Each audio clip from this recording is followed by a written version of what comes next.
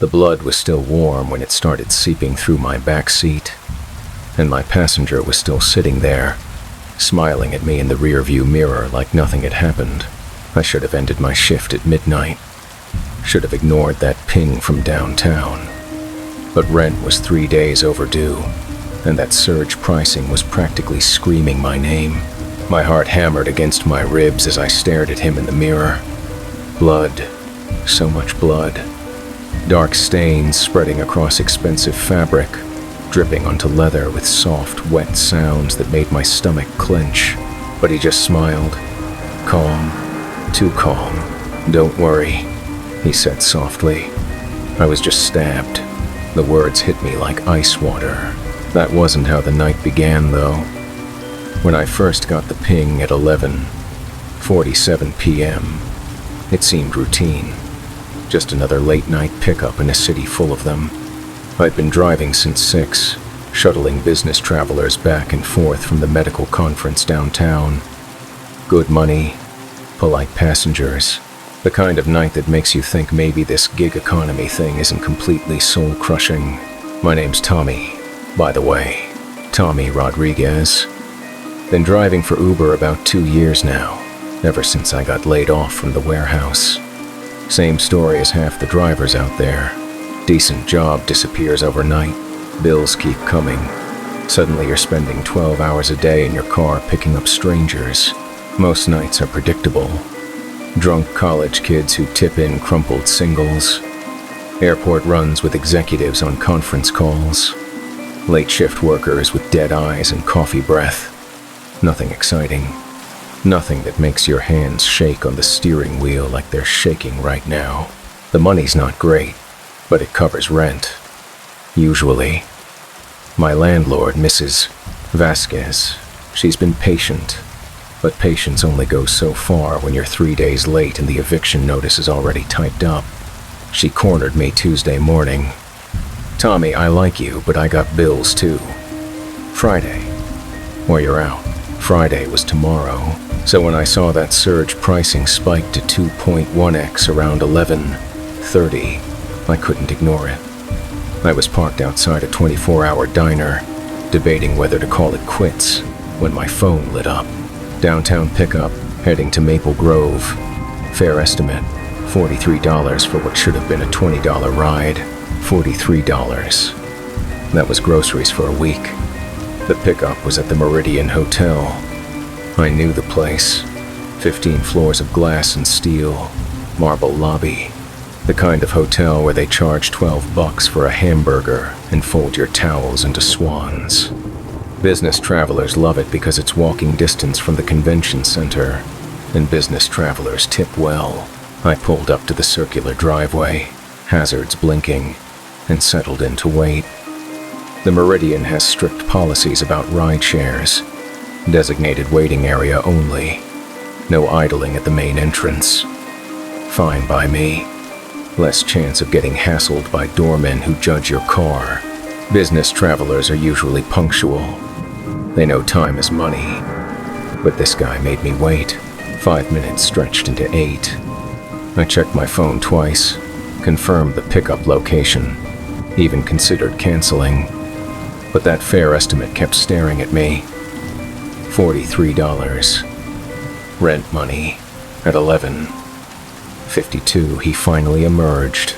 My first impression was exactly what you'd expect from the Meridian. Dark charcoal suit, perfectly tailored. Italian leather shoes that probably cost more than I make in a month. Briefcase in one hand, phone pressed to his ear with the other. Maybe early 40s, salt and pepper hair. The kind of confidence that comes with corner offices and healthy portfolios. But something about his movement caught my attention. Not quite a limp, but careful, like someone walking on ice, or trying not to jostle an injury. I'd seen it before. Passengers nursing hangovers or recovering from minor procedures, trying to maintain professional appearances while dealing with discomfort. He slid into my back seat without much fanfare, still deep in his phone conversation. I couldn't make out words, but his voice had that tense edge that comes with heated business discussions. Money on the line. Someone about to lose big. "Good evening," I said, glancing at him in the rearview mirror. "Heading to Maple Grove? Oakwood Avenue?" He held up a finger. "Give me a minute," and kept talking. Something about contracts and deadlines and making this right. Corporate speak. I'd heard variations 1,000 times. I shrugged and pulled away from the hotel, merging into surprisingly light late-night traffic. Thursday nights are usually dead downtown, but the medical conference kept things busier. The destination was about 30 minutes out, assuming no construction or accidents, perfect for making real money on surge pricing. As I drove, I found myself studying my passenger in the mirror, still on the phone, but his body language felt off. Every few seconds he'd shift, like he couldn't get comfortable, and there was this way he kept pressing his free hand against his side, just below his rib cage. Subtle, but noticeable if you were paying attention. I've driven plenty of passengers dealing with various ailments. Business travelers are notorious for ignoring health until something forces the issue. Heart problems, ulcers, kidney stones. Comes with the territory of too much stress and airport food. But this felt different. "Everything all right back there?" I asked during a pause in his conversation. Fine," he said quickly, but I caught him wincing slightly. "Just a long day. These conferences take it out of you." I nodded sympathetically. "Medical conference? I've been shuttling doctors around all week. Busy event." His laugh was strained. "Something like that." I left it alone, but something continued nagging. In my peripheral vision, I could see him checking his phone constantly, not just for calls, quick glances at the screen, like he was monitoring something, waiting for something, or someone. We were about 10 minutes into the drive when I first smelled it. At first I thought maybe he'd spilled something. Wine from a business dinner, coffee that stained his shirt. But sitting at a red light on 5th Street, the smell intensified, metallic, coppery, sharp and unmistakable in my Honda's close confines. Blood. I'd smelled it before. Passenger who'd cut himself on broken glass. Woman after dental surgery. But this was stronger, fresher, and getting worse by the minute. I glanced back more carefully. That's when I noticed his shirt. What I'd initially taken for subtle patterns in the fabric, maybe pinstripes or textured weave, was actually a series of small tears, clean cuts, like someone had taken a blade to expensive cotton, and beneath those cuts, something dark was seeping through. "Sir," I said, my voice catching as the light turned green. "Are you injured?" He looked up from his phone, and for the first time since getting in my car, made direct eye contact in the mirror. His smile was perfectly calm, perfectly normal, the kind you'd give a waiter when ordering dinner. Why would you ask that? The casual tone made my neck hair stand up. Here I was, smelling blood and seeing torn clothing, and he was acting like I'd asked about the weather. "There's a smell, and your shirt looks torn. I wanted to make sure you're okay." "I'm fine," he said, but I noticed his free hand move protectively to his side, same spot where I'd seen him pressing earlier. "Just drive, please. I'm in a hurry." That should have been my cue to pull over. End the ride. Call someone. But the fare display showed $37 and climbing, and Mrs. Vasquez's eviction threat echoed in my head. Just get him to Maple Grove, collect the money, go home. Simple. Except nothing about this was simple. The smell got progressively worse as we continued toward the highway. Not gradually, in waves, like someone periodically opening a wound and letting it flow. I cracked my window slightly, hoping night air would help, but it only made the metallic scent more noticeable. My passenger didn't seem bothered at all, more focused on his phone than anything else, constantly checking between conversation snippets. "Listen, Richard," I heard him say clearly. "We both know what's at stake here. 23 million doesn't just disappear. 23 million. I nearly missed the highway on-ramp. You know what? I signaled toward a rest area about a mile ahead. I think we should get you to a hospital. You really don't look well. No hospitals. His voice was sharp now, cutting through polite business casual like a knife. Absolutely no hospitals. I merged into the rest area anyway, pulling into a parking spot under bright fluorescent lights. When I turned around to face him directly, what I saw made my stomach clench. The tears in his shirt weren't just tears, they were cuts. Clean, deliberate puncture wounds that had sliced through expensive fabric and into flesh beneath. 3 that I could see, maybe more.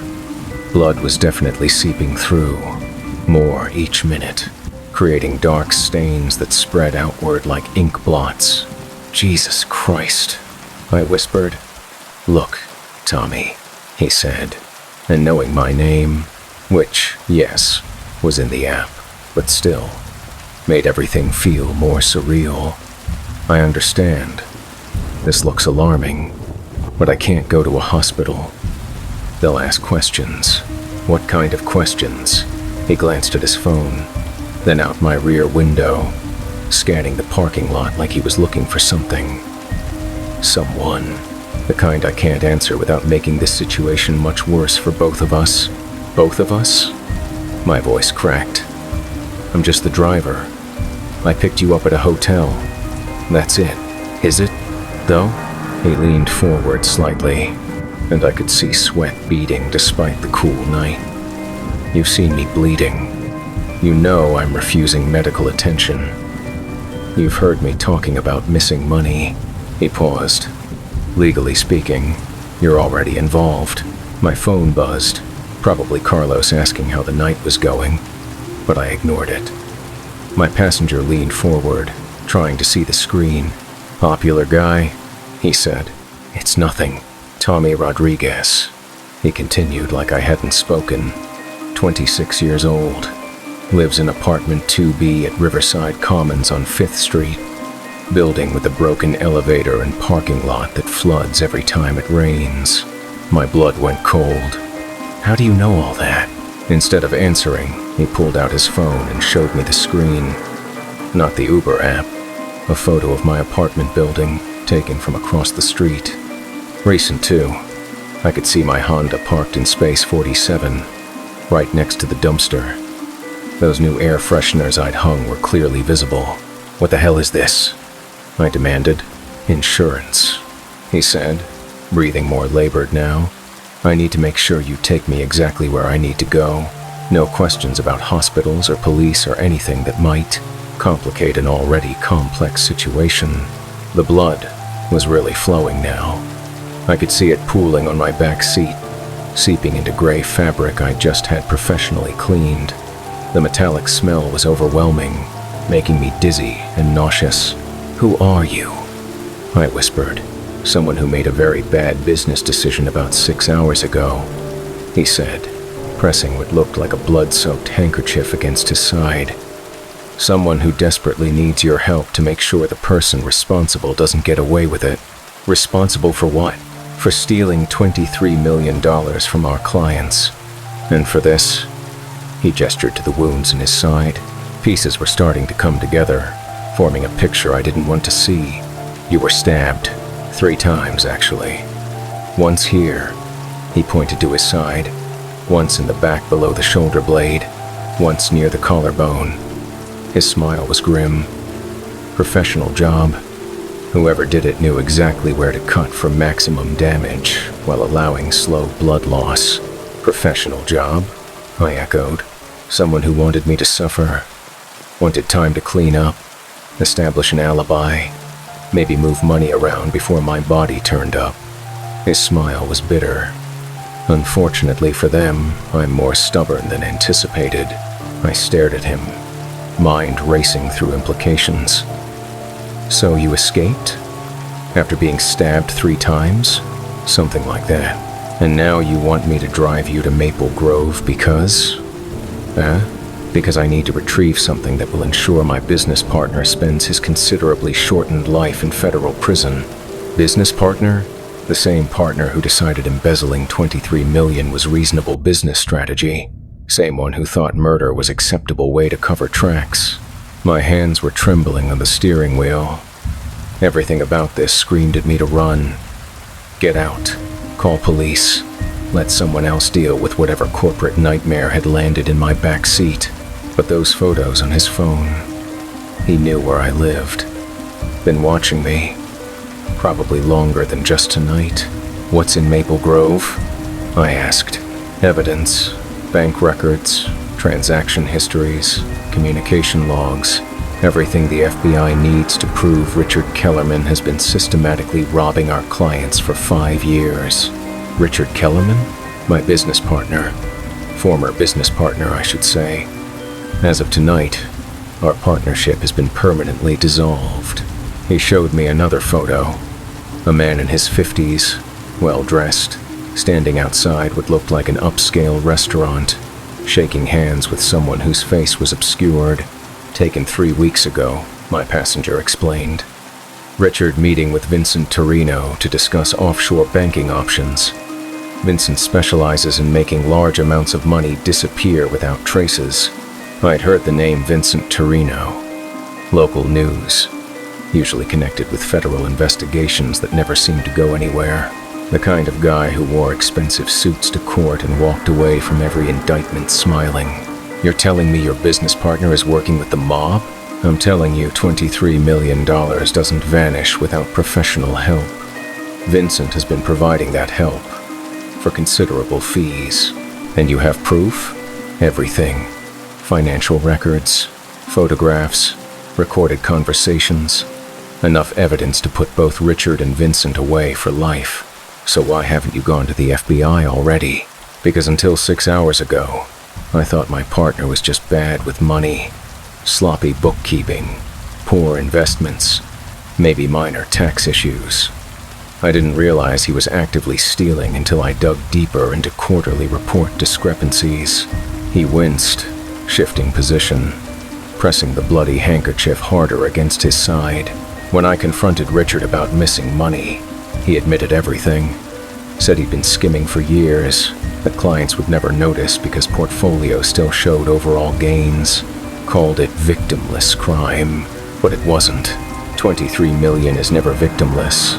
That's retirement funds, college savings, family nest eggs, real people who trusted us to protect their financial futures. His voice carried guilt and rage. When I told Richard I was going to authorities, he made it clear that wasn't happening. By stabbing you. By inviting me to dinner to discuss options. Apparently one option involved a very sharp knife and plans to dispose of my body somewhere remote. I looked at him. Really looked. Taking in the pale complexion. Labored breathing. Growing stains on his expensive suit. You're dying. Probably. These wounds are designed to kill slowly. Give the killer time to establish alibis, clean evidence, maybe attend social events to be seen by witnesses. Then why are we sitting here? Why aren't you in a hospital? Because if I die without exposing Richard, he gets away with it. $23 million in perfect murder. He wins everything. And if you live, then I get to watch him spend life in federal prison, wondering every day how many other people he destroyed for money. That's when I saw the headlights. A black sedan had pulled into the rest area, moving slowly through the parking lot like it was looking for something. Someone. The driver was scanning each parked car methodically. Passenger talking on a phone. I said, chill running down my spine. We might have a problem. My passenger followed my gaze to the sedan, and his entire body tensed. Son of a bitch. He muttered. He found me. Who found you? Richard. That's his car. The sedan was getting closer. I could make out 2 figures more clearly now. Driver looked 50s, same age as the restaurant photo. Passenger was younger, maybe 30s, wearing dark clothing and constantly scanning the lot.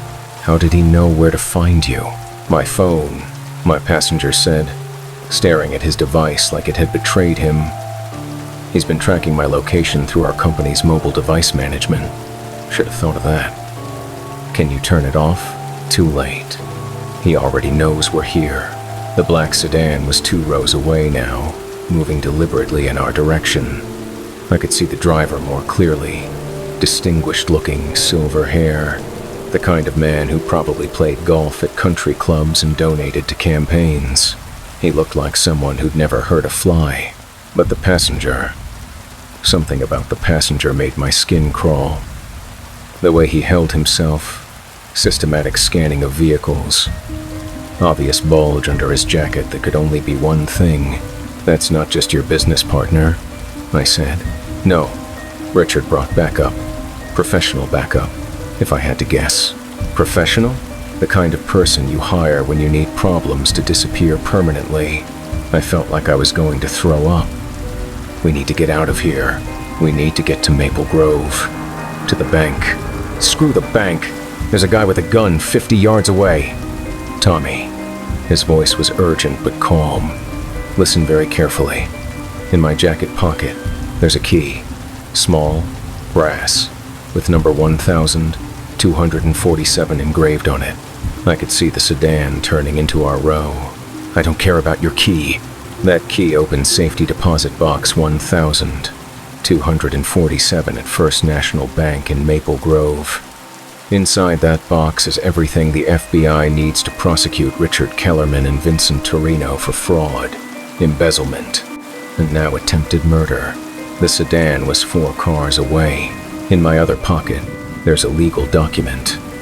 The power of attorney, signed and notarized yesterday morning when I first suspected Richard was planning something drastic. 3 cars away. That document gives you full legal authority to access my accounts, safety deposit boxes, and business records in event of my death or incapacitation. 2 cars away. Why me? I asked frantically. Why not a lawyer, family? Because you're here.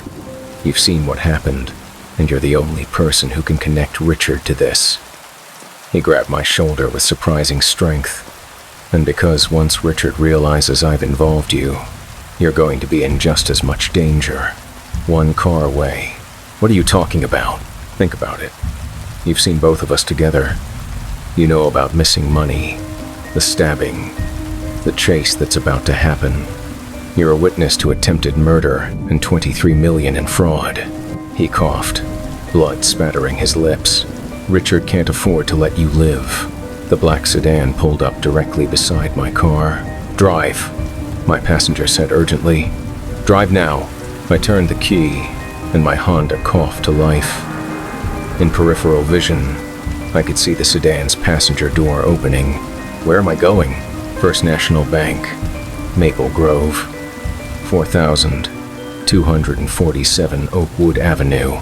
The bank's closed. 24-hour safety deposit access for premium customers. I paid extra for the privilege. I threw the car into reverse and floored it, narrowly missing a parked pickup as I backed out. The sedan's passenger was out of his car now, reaching into his jacket for something that definitely wasn't a wallet. Gun! I shouted, dropping into drive and accelerating toward the exit. The rear window of my Civic exploded inward, showering both of us with pebbled glass. My passenger cried out, whether from glass or existing wounds. I couldn't tell over my own screaming. Keep driving, don't stop! I took the exit ramp doing 40, way too fast for the curve, feeling tires lose traction. Behind us, I could hear the sedan's engine roaring as it accelerated to follow. This is insane! I shouted over wind rushing through destroyed glass. I'm calling the police. No. He lunged forward despite injuries, grabbing my phone from the cup holder. You call police. They'll arrest both of us. Me for the missing money, you for aiding and abetting a fugitive. Aiding and abetting? I'm just driving. You're driving a man bleeding from multiple stab wounds, with full knowledge that he's being pursued by armed criminals, while helping him access financial documents that could be evidence in federal investigation. His voice was getting weaker, but logic was ironclad. How's that going to look to a prosecutor? He had a point. Terrifying, completely valid point that made this nightmare worse. The sedan was right behind us now, close enough to see both occupants clearly in my remaining mirrors. The driver, Richard Kellerman, my passenger had called him, looked calm and focused, professional. Like this was just another business problem to solve. The passenger looked like the kind of person who solved problems with violence. He'd rolled down his window and was leaning out with what was definitely a gun. "Here's what's happening," my wounded passenger said, voice barely audible over wind and engine noise. "We're driving to that bank. I'm giving you everything needed to access that safety deposit box. And you're taking all evidence straight to the FBI." Another gunshot. This one took out my driver's side mirror, sending plastic fragments across the interior. "They're trying to kill us," I said. "They're trying to kill me. You're just collateral damage." I took a hard right onto Industrial Boulevard, tires squealing. The sedan followed, but the turn gave us precious seconds of distance. "The bank is 2 miles straight ahead," my passenger said, pressing both hands against his side. Blood flow was getting worse, much worse. "Just get us there. You're not going to make it. I know. Even if we reach the bank, you'll bleed out before. Tommy." His voice was barely a whisper. "I need you to listen very carefully." I glanced at him in what was left of my rear view. His face was ghost white, breathing shallow and rapid. Blood on my back seat had spread to cover most upholstery and was dripping onto floor mats. "I'm listening. Everything you need is in my jacket. The key, power of attorney, and a flash drive with copies of all financial records." He reached into his pocket with shaking hands, pulling out items one by one. "If something happens to me, when something happens, you take these directly to FBI agent Sarah Martinez. She's been investigating Vincent Torino for 2 years, waiting for someone to provide the missing piece." "How do you know Agent Martinez?" "Because I've been feeding her information for months. Small stuff. Nothing that would implicate me or endanger Richard until I had enough evidence to bring down the entire operation." "You're a federal informant?" "I'm a man who discovered his business partner was stealing from retirees and widows to fund a lifestyle built on blood money." He coughed again, harder, leaving red spittle on his chin. "Agent Martinez knows I was planning to come forward tonight. When she hears what happened, she'll be expecting someone to contact her with this evidence." The sedan rammed my rear bumper, sending my car lurching forward. I fought to maintain control as we approached the final mile to the bank. "Here," my passenger said, pressing the key, documents, and flash drive into my hand with last of his strength. "Don't let them win, Tommy. Don't let Richard Kellerman profit from my death." Another ram. Harder. My car fishtailed but stayed on the road. "What about your family? Don't you have?" "No family. No wife. No kids. Just a business that was supposed to help people secure financial futures." His laugh was bitter and weak. "Ironic, isn't it? I spent my career protecting other people's money. Couldn't even protect my partner from stealing it." I could see the bank now. Modern glass building with First National in large letters across the front. Parking lot was empty except for a single security guard making rounds. "Almost there," I said. "Tommy? Yeah? Whatever happens after tonight, don't blame yourself. You didn't choose this. Richard Kellerman chose this when he decided $23 million was worth more than human life." The sedan rammed us again, and this time I couldn't maintain control. My car spun off the road, bouncing over the curb and slamming into a decorative concrete barrier in front of the bank. The impact threw me forward against my seatbelt, head hitting the steering wheel hard enough to see stars. For a moment, everything was quiet except hissing radiator and ticking cooling metal. Then I heard car doors slamming. I turned to check my passenger. Eyes closed, not moving. Blood covered most of the back seat, and I couldn't see any breathing. "Hey," I whispered. "We made it. We're at the bank. Nothing I reached back and felt for pulse at his neck. Nothing there either. Michael Torres, I'd learned his name from documents he'd given me, was dead. Through my shattered windshield, I could see two figures approaching. Richard Kellerman looked exactly like Central Casting would order for successful businessman. Silver hair, expensive suit, confident stride. Could have been heading to board meetings or charity galas. His companion was different entirely. Younger, broader, with the build that comes from years of manual labor or military training. The gun in his hand was held with professional competence. I had maybe 30 seconds before they reached my car. Moving as quietly as possible, I grabbed the key, documents, and flash drive from where they'd scattered during the crash, stuffed them deep into my jacket pocket, then carefully opened my passenger door. The decorative barrier had crushed my car's front end, but also provided cover between me and the approaching men. I slipped out and crouched behind concrete, listening to footsteps on asphalt. "He's gone," one of them said. "You sure?" Richard Kellerman's voice was cultured, educated. The kind you'd trust with retirement portfolios. 3 entry wounds, massive blood loss, no pulse. Your partner's finished. Good. What about the driver? Don't see him. Must have run after the crash. Find him. We can't leave witnesses. I heard them moving around the car, checking inside, searching the area. My heart was pounding so loud I was sure they could hear it. He couldn't have gone far, the gunman said. Want me to check the bank? No. Too much security. Too many cameras. If he's smart, he'll keep running and keep quiet about what he saw. And if he's not smart, then you'll pay him a visit tomorrow. I've got his address. They knew where I lived. Of course they did. I waited until I heard car doors slam and engines start before moving. Through a gap in the concrete barrier, I watched the black sedan drive away, heading back toward downtown.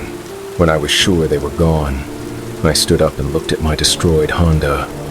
Front end completely smashed, steam rising from the broken radiator.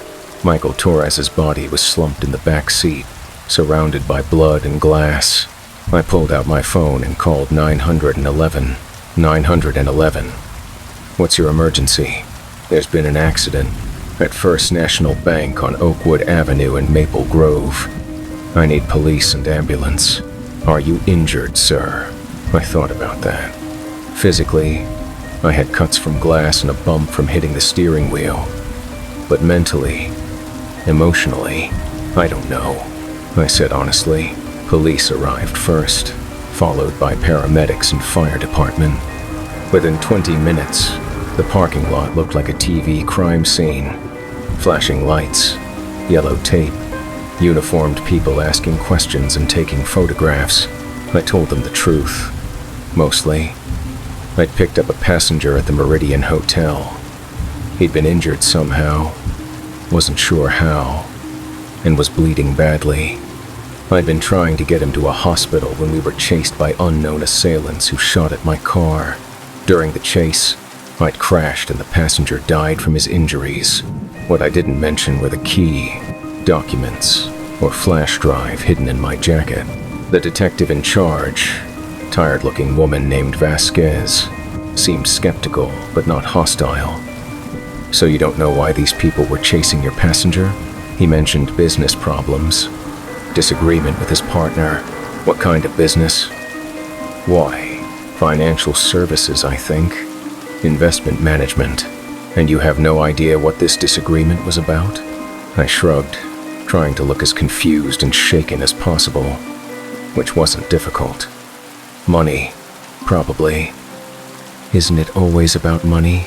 Detective Vasquez made notes in a small pad.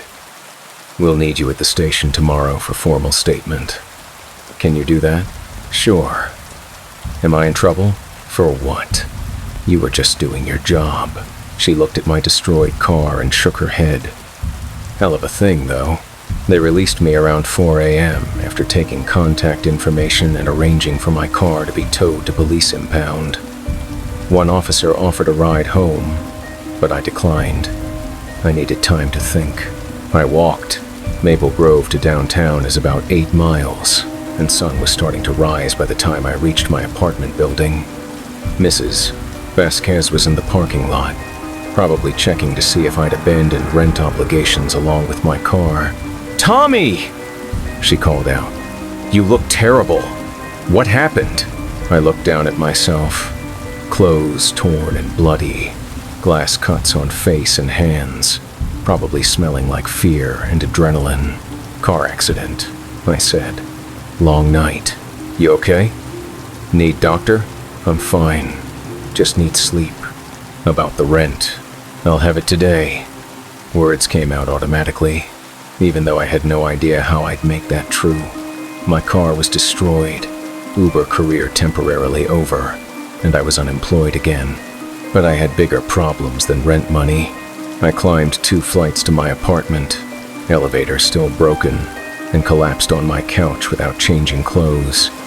The key, documents, and flash drive were still in my jacket, feeling like they weighed hundreds of pounds.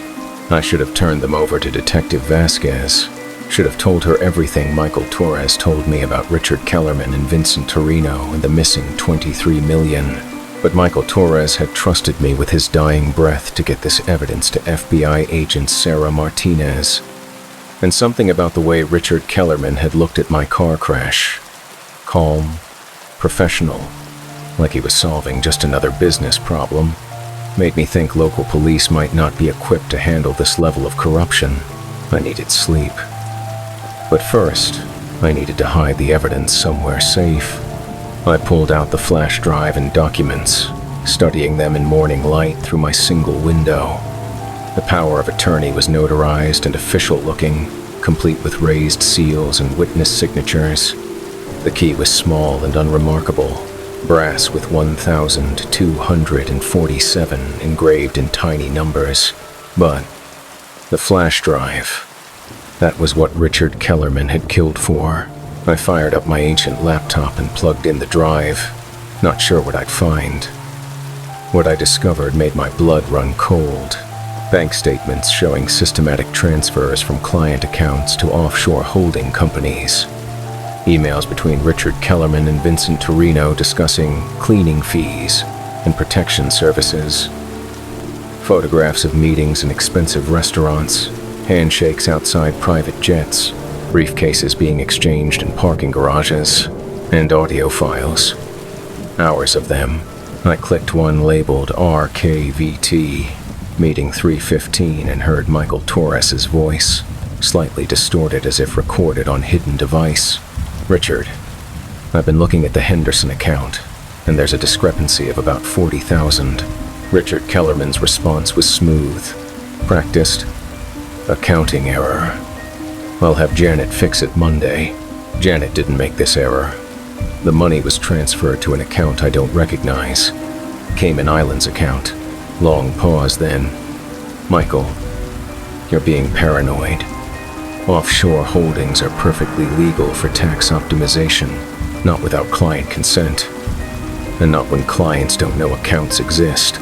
The conversation continued 20 more minutes, with Richard making increasingly weak excuses and Michael pressing harder for answers. By the end, it was clear Michael Torres knew exactly what his partner was doing. I found another file labeled Insurance Policy and opened it. This one was video, shot from what looked like a concealed camera in a restaurant booth. Timestamp showed last Tuesday, 5 days ago.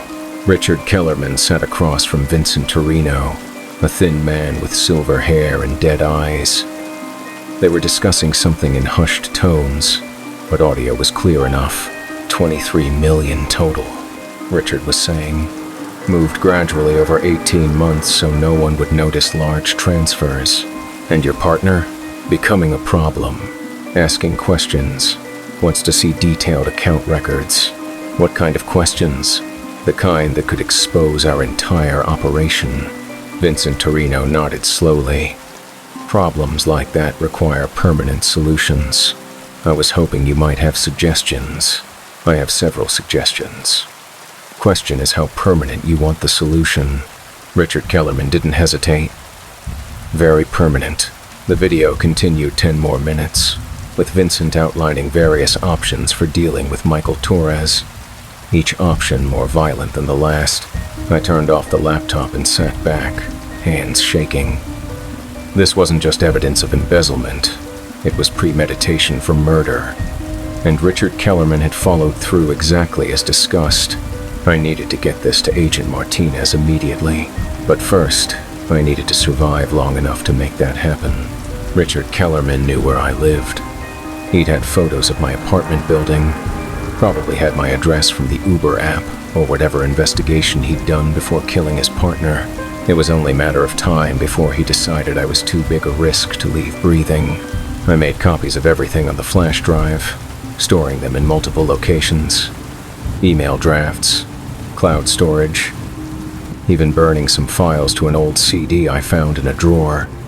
If something happened to me, maybe someone would eventually find the evidence and piece together what really occurred. Then I tried to figure out how to contact FBI agent Sarah Martinez. Quick Google search turned up several agents with that name, but only one working out of the local field office. According to the FBI website, Special Agent Sarah Martinez specialized in financial crimes and organized crime investigations. Her bio mentioned several high-profile cases involving money laundering and racketeering. Perfect. I called the FBI field office's main number, but it went straight to after-hours recording directing me to call 911 for emergencies or leave messages for non-urgent matters. This felt urgent to me, but would it sound urgent to whoever listened? "This is Tommy Rodriguez," I said after the beep. "I have information about the Vincent Torino investigation, information from Michael Torres. Please have Agent Martinez call me immediately." I left my number and hung up, then realized I'd probably just put myself in more danger.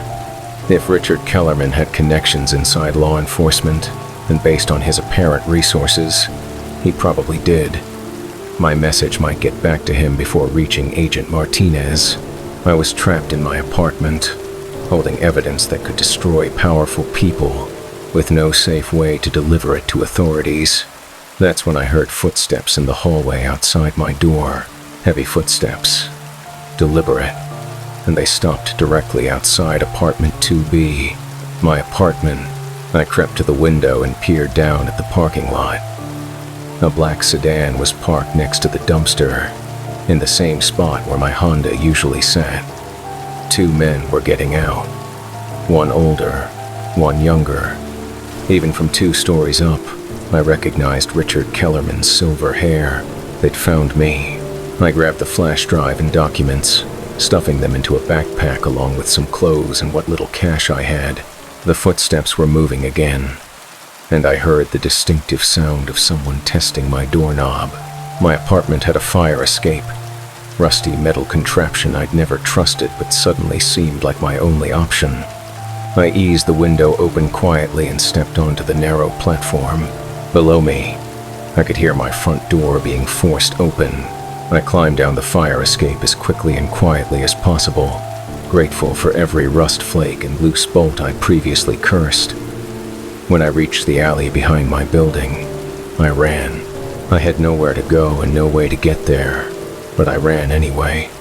3 blocks away, I ducked into an all-night diner and ordered coffee, trying to think. I needed to get the evidence to Agent Martinez, but I also needed to stay alive long enough to make that happen. Richard Kellerman had already killed once tonight, and he'd made clear I was next on his list. My phone rang. Unknown number. I almost didn't answer, but something made me pick up. "Mr. Rodriguez?" The voice was female, professional. "Yes, this is Special Agent Sarah Martinez with the FBI. I got your message about Michael Torres." Relief flooded through me. "Agent Martinez, thank God. I have Mr. Rodriguez. Where are you right now?" "A diner. Downtown. I can't go home because Richard Kellerman is looking for you." "I know." Her voice was calm but urgent. "Michael Torres contacted me yesterday. Said he might need protective custody after delivering evidence. When I heard about the car crash on Police Scanner, I put two and two together. You know what happened? I know Michael Torres was murdered for trying to expose Richard Kellerman's embezzlement scheme. And I know you were the driver who witnessed it. I have everything, I said. Flash drive, documents, recordings, videos. Everything Michael Torres collected. That's what I was hoping to hear. But Mr. Rodriguez, you're in serious danger. Richard Kellerman can't afford to let you live. I know. He came to my apartment. I barely got out. Where are you exactly? I looked around the diner, noting street signs visible through windows. Mel's Diner, on Broadway and 5th. I'm 15 minutes away, but I need you to do exactly what I tell you, okay? Okay. Leave the diner right now. Walk north on Broadway until you reach the Greyhound station. Go inside, buy a ticket to anywhere, but don't get on the bus. Wait in the station until I get there. Why the bus station? Security cameras, crowds, multiple exits. Harder for Kellerman to make a move without being seen. I left money on the table and headed for the door, backpack over my shoulder. Agent Martinez? I'm here. How do I know you're really FBI? How do I know this isn't Richard Kellerman trying to? Because if I were Richard Kellerman, you'd already be dead. Fair point. The walk to Greyhound took about 10 minutes, and I spent every second looking over my shoulder. Early morning streets were mostly empty except for delivery trucks and occasional taxis. The bus station was exactly what you'd expect. Fluorescent lighting, uncomfortable plastic chairs, and disinfectant smell fighting a losing battle against years of human misery. But it felt safe compared to everywhere else I'd been in the last 8 hours. I bought a ticket to Chicago, next bus leaving, and found a seat where I could watch both entrances. 16 minutes later, a woman in her 40s approached my chair. Professional attire, confident posture, alert eyes that suggested law enforcement training. Mr. Rodriguez. I'm Agent Martinez. She showed me credentials, and they looked real enough. More importantly, she didn't look like someone who worked for Richard Kellerman. Thank God, I said, standing. I wasn't sure.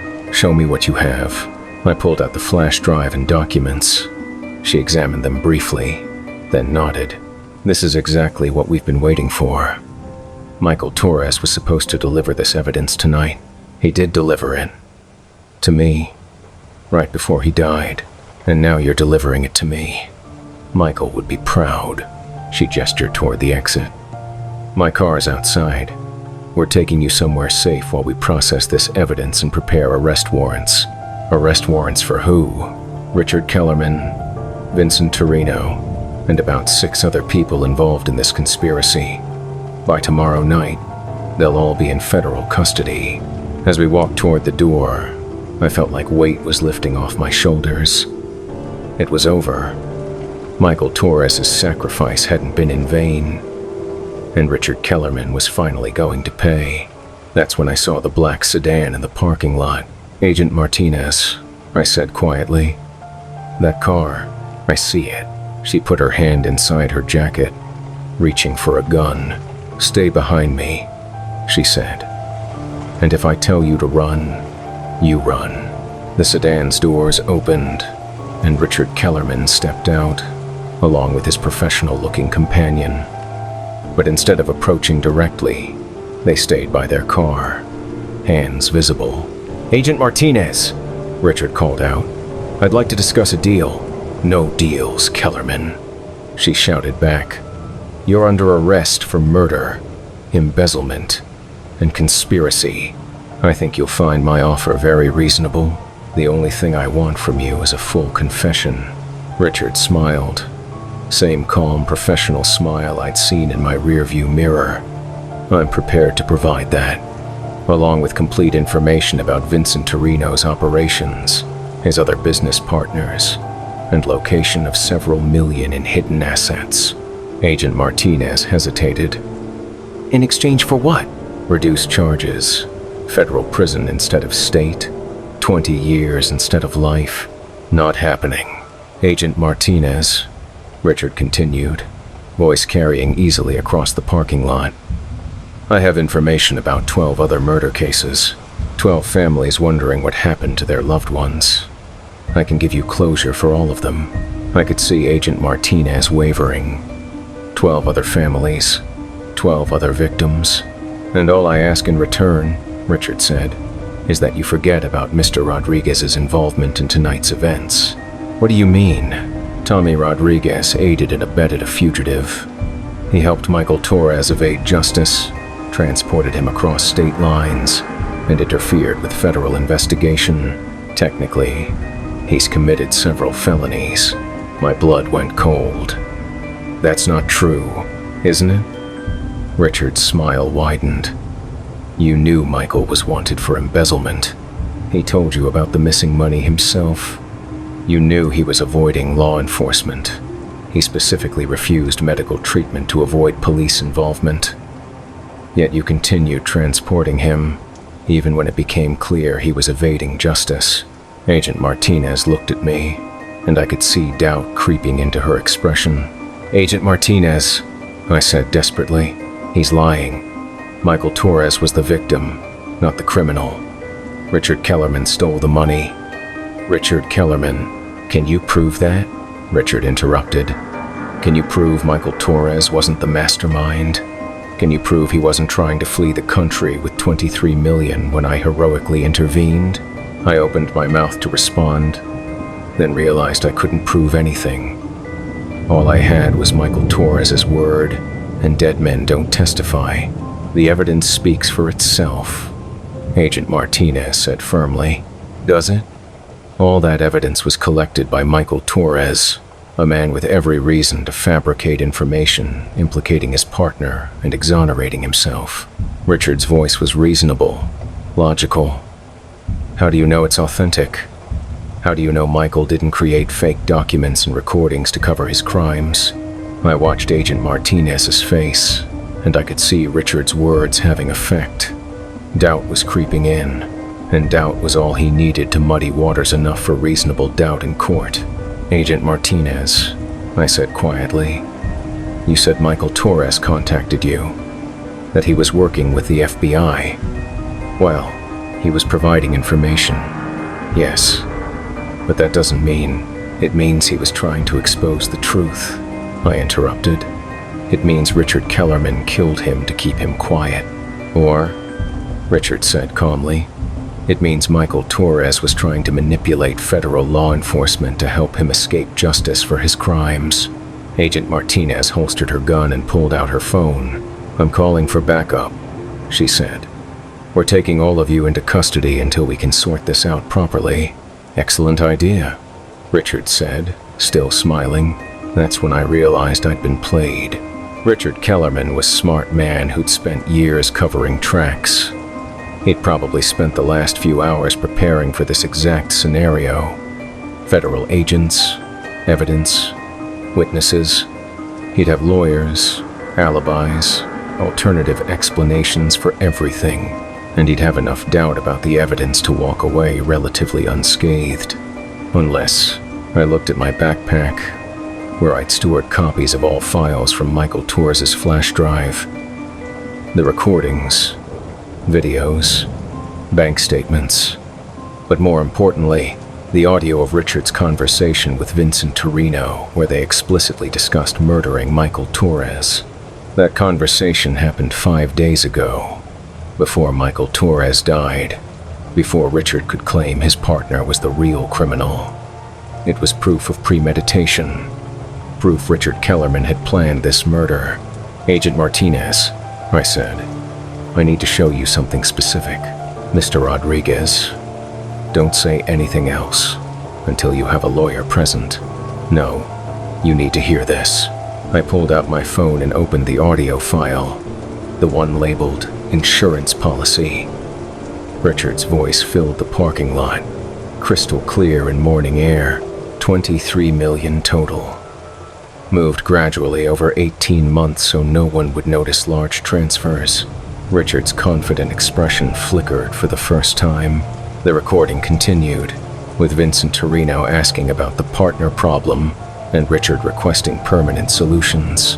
By the time audio reached the part where Richard explicitly agreed to have Michael Torres killed, Richard Kellerman's professional mask had completely slipped. That's fabricated, he said, but his voice lacked earlier confidence. Fabricated 5 days ago? Agent Martinez asked. Before Michael Torres died? That's impressive planning for fabrication. I could see Richard's companion, the professional killer, shifting nervously, probably calculating whether it was worth shooting 2 federal witnesses in broad daylight in a public parking lot. Agent Martinez must have noticed the same thing, because her hand moved back to her weapon.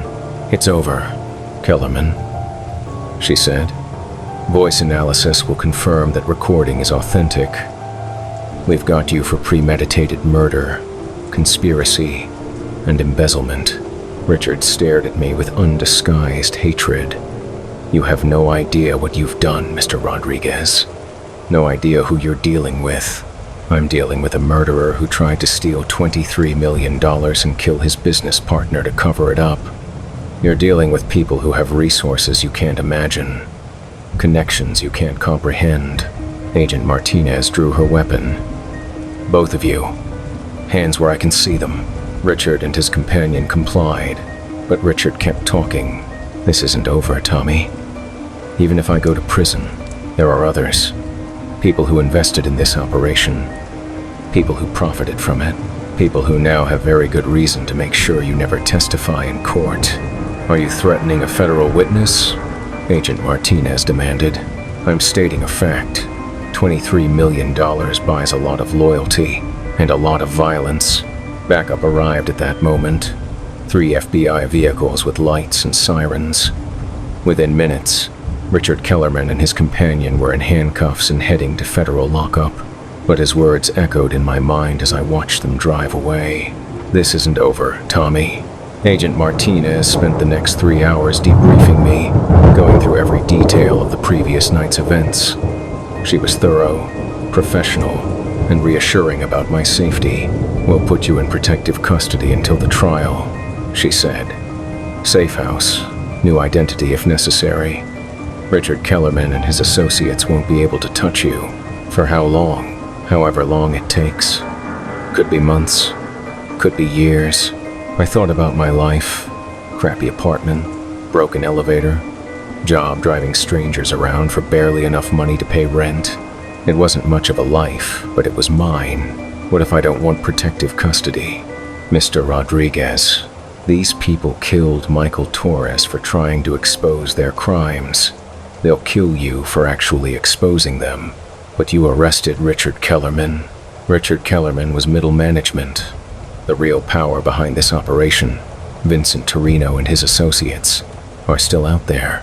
She leaned forward across the conference room table.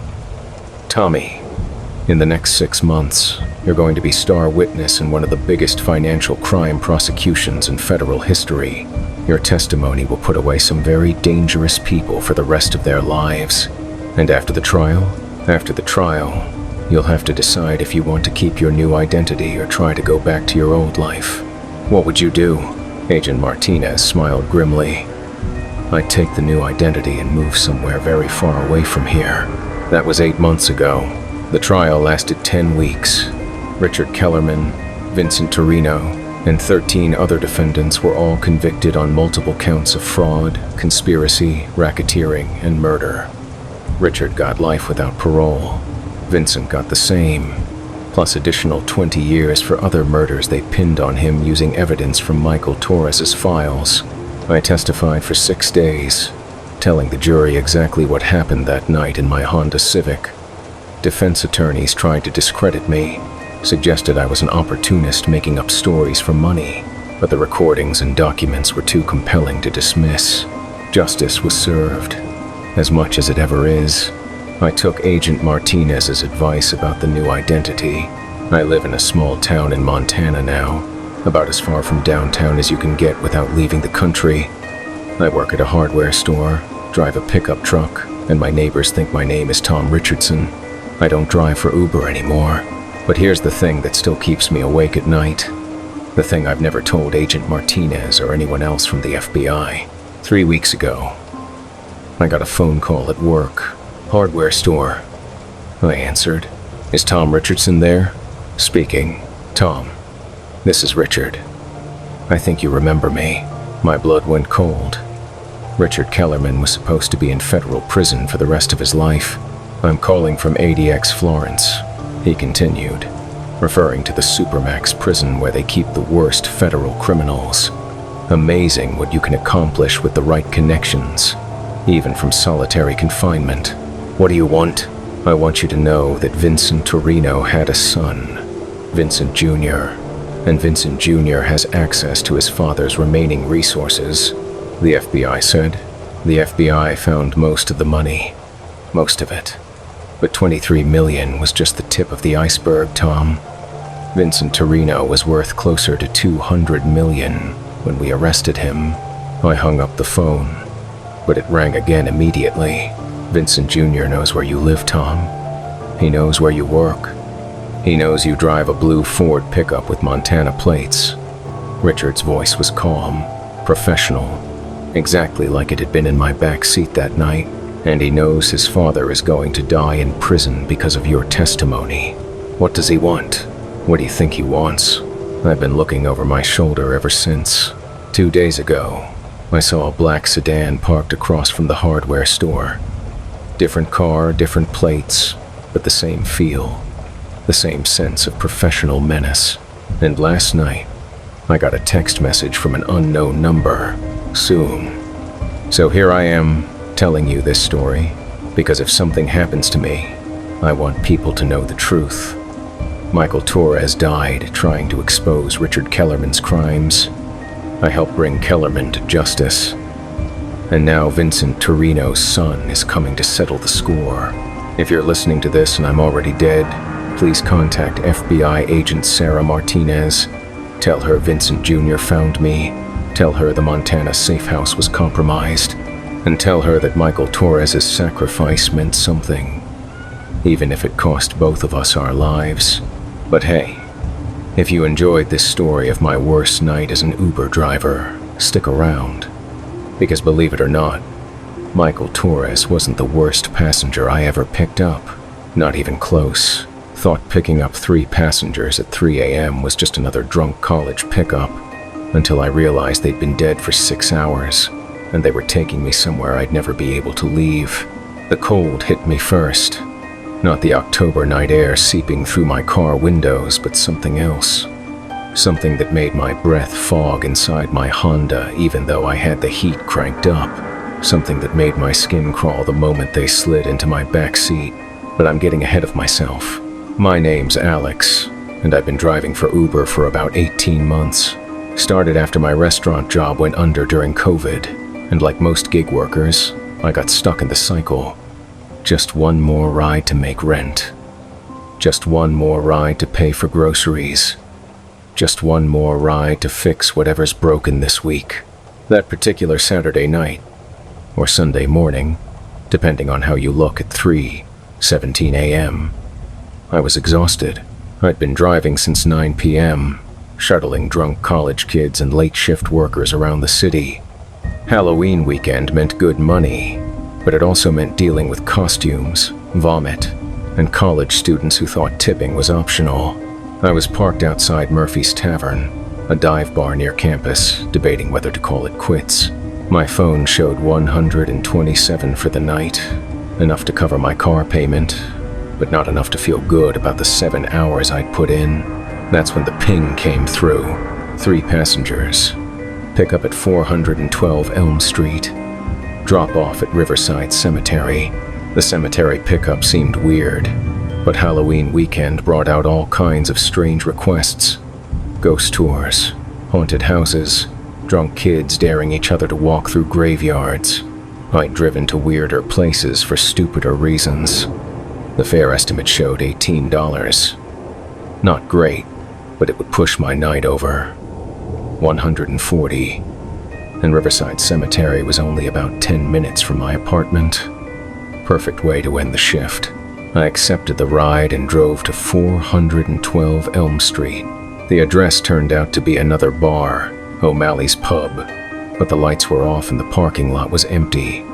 A sign on the door read, "Closed for repairs." Looked like it had been closed for weeks, maybe months. Weeds growing through cracks in the pavement, newspapers scattered around the entrance. Strange place for a pickup, but I'd learned not to question passenger logic too hard. I sat there for about 3 minutes, engine running, before I saw them. 3 college-aged kids emerged from the shadows beside the building. 2 guys and a girl, all wearing what looked like party clothes. The kind of outfits you'd wear to hit multiple bars on Halloween weekend. Not quite costumes, but definitely trying to look good. The first guy was tall and thin, wearing jeans and a button-down shirt that looked expensive. Blonde hair, clean-shaven, the kind of confidence that comes with trust funds and family connections. He moved with purpose, like he knew exactly where he was going. The second guy was shorter, stockier, wearing a college sweatshirt and khakis. Dark hair, nervous energy, constantly looking over his shoulder. He kept checking his phone, though I noticed the screen never lit up. The girl was maybe 20, 21, long brown hair, wearing a dress that was probably cute a few hours earlier but now looked off, wrinkled, damp, like she'd been swimming in it. All 3 of them moved strangely, not stumbling drunk. I'd seen plenty of that. This was different, careful, deliberate, like they were concentrating on each movement. The tall guy opened my passenger door and leaned down to the window. "You our ride?" he asked. "If you're going to Riverside Cemetery."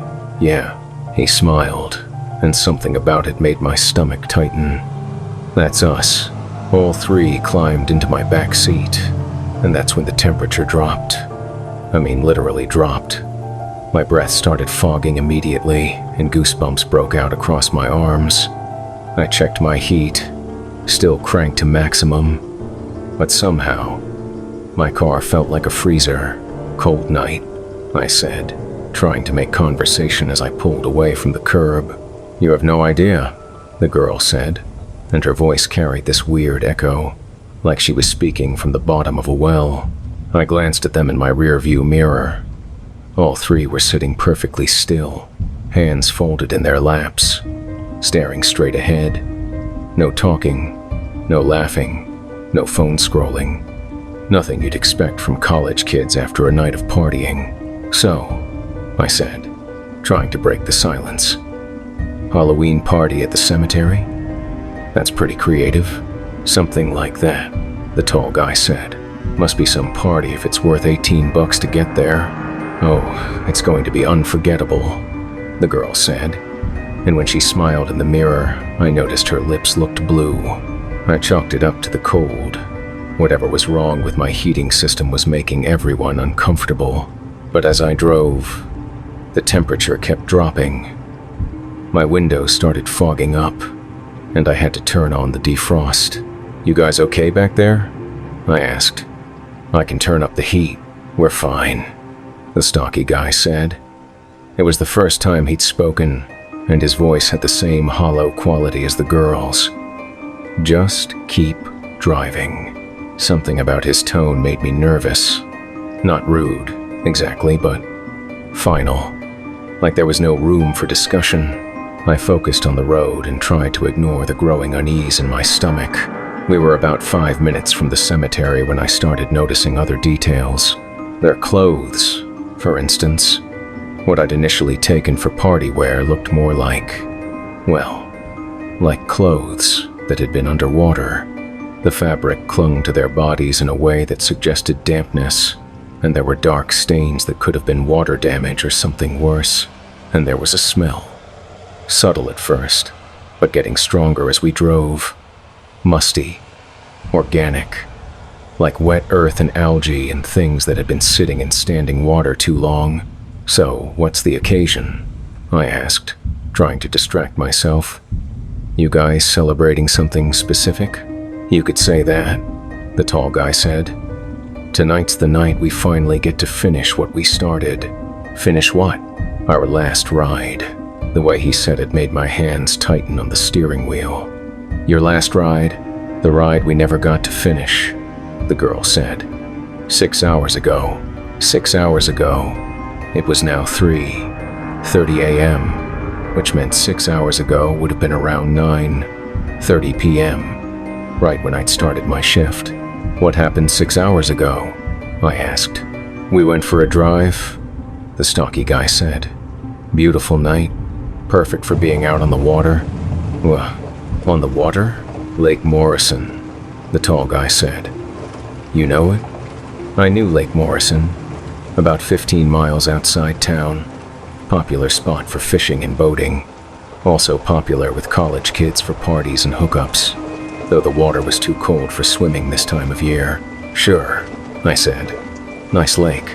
We thought so too, the girl said. Right up until our car went through the ice, my blood went cold. Colder than the already frigid air in my Honda. Through the ice. Funny thing about early winter ice, the tall guy said, his voice conversational. Looks solid from the surface, but you never know how thick it really is until you test it. We tested it, the stocky guy added. Failed the test. I tried to process what they were telling me. You're saying your car went through ice on Lake Morrison? About 9:30 tonight, the girl confirmed. Car sank like a stone. Took us right down with it. But you're here, I said stupidly. You're in my car, are we? The tall guy asked. And when I looked in the rearview mirror, his reflection seemed translucent, like I was looking through him rather than at him. I blinked hard and looked again. Still translucent. All three of them. This isn't possible, I whispered. Lots of things aren't possible, the girl said. Doesn't make them untrue. My heart was hammering now, and I could feel panic creeping up my throat. You're telling me you're dead? As doornails, the stocky guy said. Have been for about 6 hours. Then how are you in my car? How did you request a ride? Same way we've been requesting rides all night, the tall guy said. Turns out dying doesn't cancel your Uber account. No. I looked at my phone, mounted on the dashboard. The ride request was still there.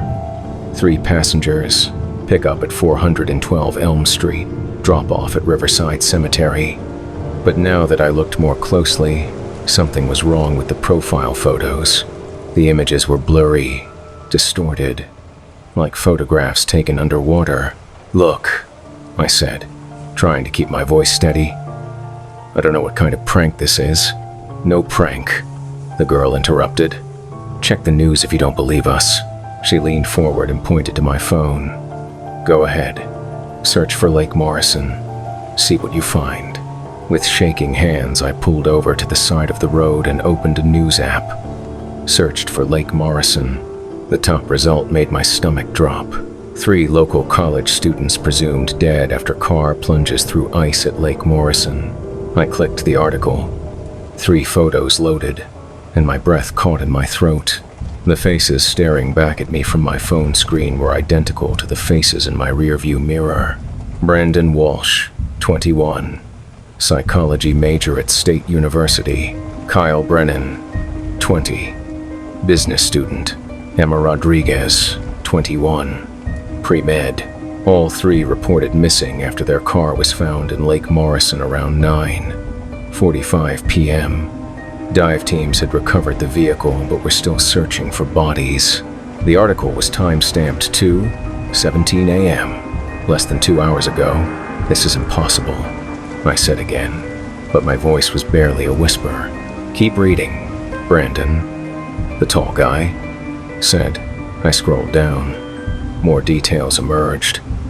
The 3 students had been at a Halloween party earlier in the evening, left together around 9 p.m., telling friends they were going for a drive to see the lake under the full moon. Their car was found completely submerged in 12 feet of water, passenger compartment flooded. Recovery efforts were ongoing. But if you're dead, I said, looking up at them in the mirror, How are you here? Unfinished business, Emma said simply. We never made it to our destination. Your destination was the bottom of a lake. No, Kyle said. Our destination was Riverside Cemetery. I stared at them. You were going to the cemetery when you died? We were going to visit someone, Brandon said. Someone who's been waiting for us. Who? Our friend Jamie, Emma said. He died in a car accident 3 months ago. We promised him we'd visit his grave on Halloween. It was supposed to be our tradition, the 4 of us, every Halloween, no matter where life took us. But Jamie died, Kyle added. So we decided to keep the tradition alive. The 3 of us would go to his grave, have a beer, tell him about our lives.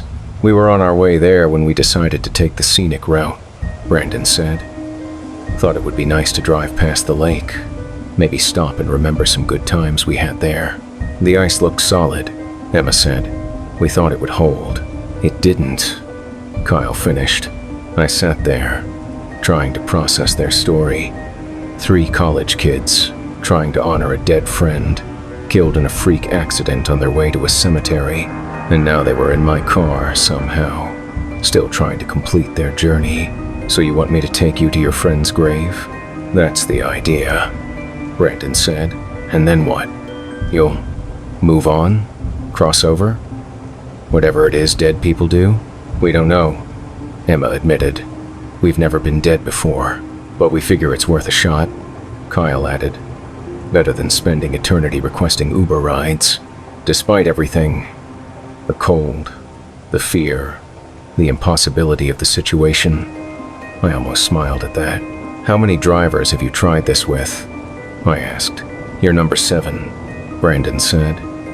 The others either didn't see us, couldn't hear us, or freaked out and kicked us out of their cars.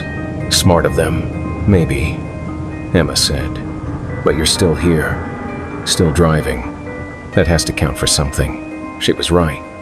For reasons I couldn't explain, I was still driving. Maybe it was curiosity. Maybe it was sympathy. Maybe I was just too tired and confused to make rational decisions. Or maybe, deep down, I understood what it felt like to have unfinished business. Okay, I said, putting my phone away and pulling back onto the road. Let's go see Jamie. The temperature in my car continued dropping as we drove toward Riverside Cemetery. My windows were completely fogged now, and I had to keep wiping the windshield to see. But somehow, my 3 passengers seemed more solid, more present. As we got closer to our destination, tell me about Jamie, I said.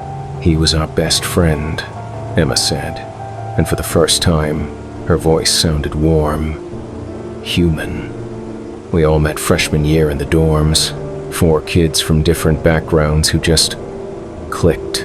Jamie was the glue, Kyle added.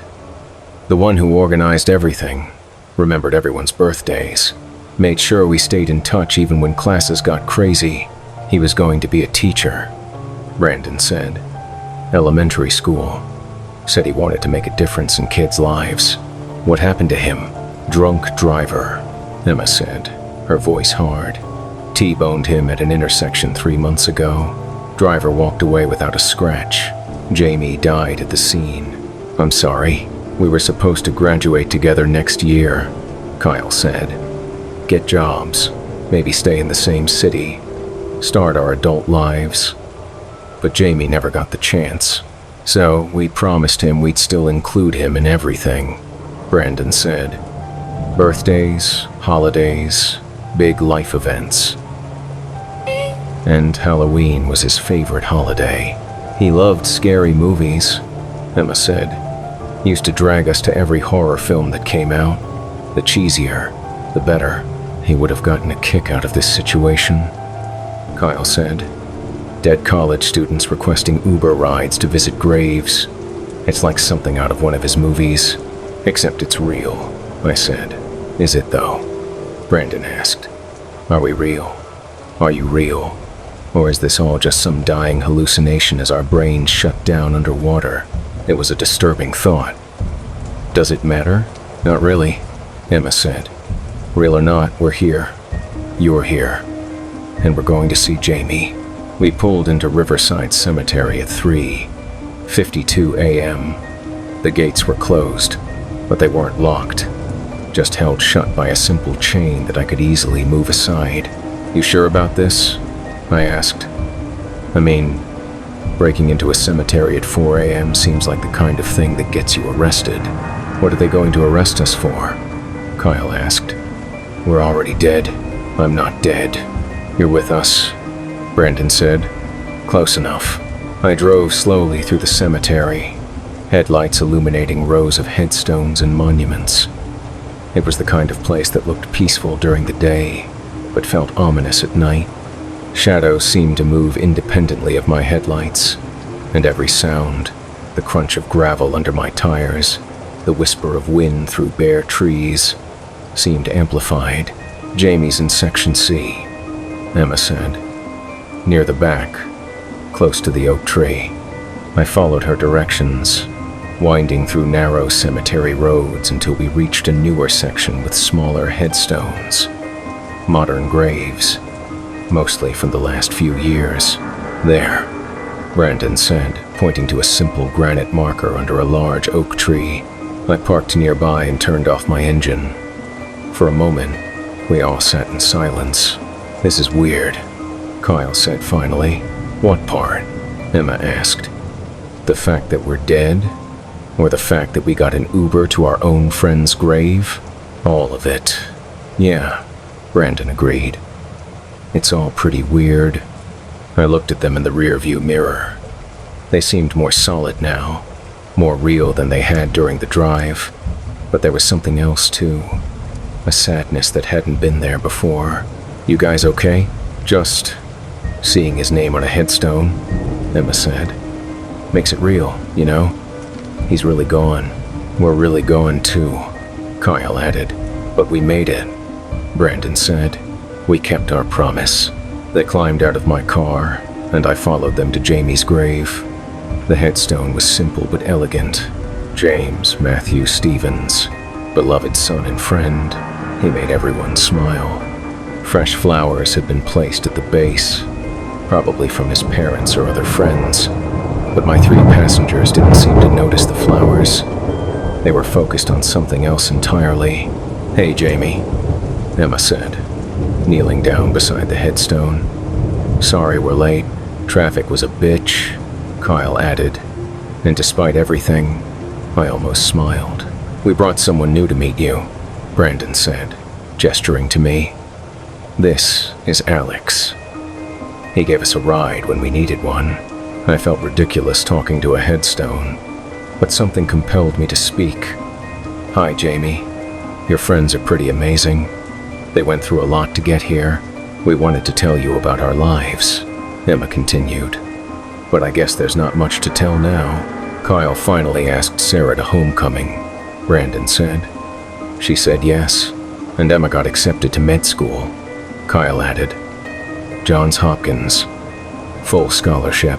Brandon was going to propose to Jessica at graduation, Emma said. Had the ring and everything. They talked for about 10 more minutes, sharing stories and updates as if Jamie could hear them. And maybe he could. After everything that had happened tonight, I wasn't ruling out anything. But as they talked, I noticed something changing. The air around us was getting warmer. Not warm, but less frigid than it had been in my car. And my passengers were becoming fainter, more translucent. Guys, I said softly, I think something's happening. They looked down at themselves and saw what I saw. Their bodies were becoming transparent, like they were slowly fading away. Is this it? Kyle asked. Are we moving on? I think so, Emma said. She looked peaceful, relieved, even. Thank you, Brandon said to me, for bringing us here, for not thinking we were crazy. I'm still not sure you weren't crazy, I said, but I'm glad I could help. Tell our families we love them, Emma said. Tell them we're okay. Tell them we're together, Kyle added. All 4 of us. And then, as I watched, they simply weren't there anymore. No dramatic flash of light, no sudden disappearance. One moment they were standing by Jamie's grave. The next moment I was alone in the cemetery. But somehow, I knew they weren't really gone. Not completely. I could feel their presence, warm and grateful, lingering in the night air. I stood there for a few more minutes, trying to process what had just happened. Then I walked back to my car and drove home. The next morning, I checked the news again. The story about the 3 drowned college students had been updated. Their bodies had been found around dawn, still in the submerged car. The article mentioned that they'd been on their way to visit a friend's grave when the accident occurred. I thought about calling their families, about passing along the messages Emma, Kyle, and Brandon had asked me to deliver. But how do you tell grieving parents that their dead children requested an Uber ride to say goodbye? Instead, I did something else. I drove back to Riverside Cemetery. Jamie's grave looked different in daylight, less ominous, more peaceful. The flowers were still there, but now there were 3 new additions. Fresh roses placed carefully around the headstone. Red roses for Emma, white roses for Kyle, yellow roses for Brandon. I'd seen enough movies to know that dead people don't usually leave flowers for other dead people. But I'd also learned that the world was stranger than I'd ever imagined. I never drove for Uber again after that night, not because I was scared exactly, but because I realized that some rides aren't about getting from point A to point B. Some rides are about helping people finish what they started, even when finishing seems impossible. And sometimes, if you're very lucky, you get to be part of something bigger than yourself. Something that matters more than surge pricing or 5-star ratings or making rent. Sometimes you get to help friends keep their promises to each other, even when death tries to stop them. That's worth more than any fare you could ever collect. If you're thinking about driving for rideshare, here's my advice. Be open to the unexpected. You never know who might need a ride, or where they might really need to go. And if 3 college students ever request a pickup from a closed bar at 3 a.m., asking to go to a cemetery, well, maybe don't ask too many questions. Just drive. Trust me. Some passengers are worth the trip, no matter how impossible it seems. The metallic taste of fear coated my tongue as I stared at my own face through the windshield. Same brown eyes, same scar above the left eyebrow from a childhood accident, same nervous habit of running fingers through dark hair when anxious. But this other version of me was wrong. Twisted. His shirt was torn and soaked with blood that looked black under the streetlights. His eyes held a terror I'd never seen in any mirror, and his mouth moved in desperate words I couldn't hear through the glass. He was pounding on my hood, leaving bloody handprints on the metal, screaming something that made my stomach clench with dread I couldn't understand. Not yet. My name is Danny Reeves, and I've been driving nights for Uber for about 8 months.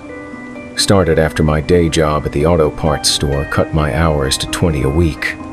Rent doesn't care about reduced hours, so I joined the legion of gig workers grinding through darkness to make ends meet. Most nights follow the same pattern. Clock in around 9 p.m., drive until 3 or 4 a.m., go home with maybe $80 and burning eyes. Hospital workers heading home from late shifts. College kids too drunk to drive. Airport runs for business travelers with early flights. Nothing exciting. Nothing that makes your hands shake on the steering wheel like they're shaking right now. That particular Friday night started normal enough. October rain drumming on my Honda's roof. City lights reflecting off wet asphalt like scattered jewels. I'd made decent money shuttling people to Halloween parties and late-night bars. The kind of steady, predictable income that pays bills without drama. I was parked outside St. Mary's Hospital around 2:45 a.m., waiting for my next ping, when my phone lit up with a ride request. The pickup address made me blink. 1247 Riverside Drive. That was my address. my apartment building. I stared at the screen, wondering if there was some glitch in the app, maybe another driver with a similar name. But the request was definitely assigned to me, and the pickup location was definitely my building. The passenger name showed as D. Reeves. My name. What the hell? I muttered, looking at the request details. Drop-off location was listed as Downtown District, multiple stops, no specific address. I almost canceled the ride. Should have canceled it, but curiosity won out over common sense, and I accepted the request. The drive to my building took about 12 minutes through empty streets.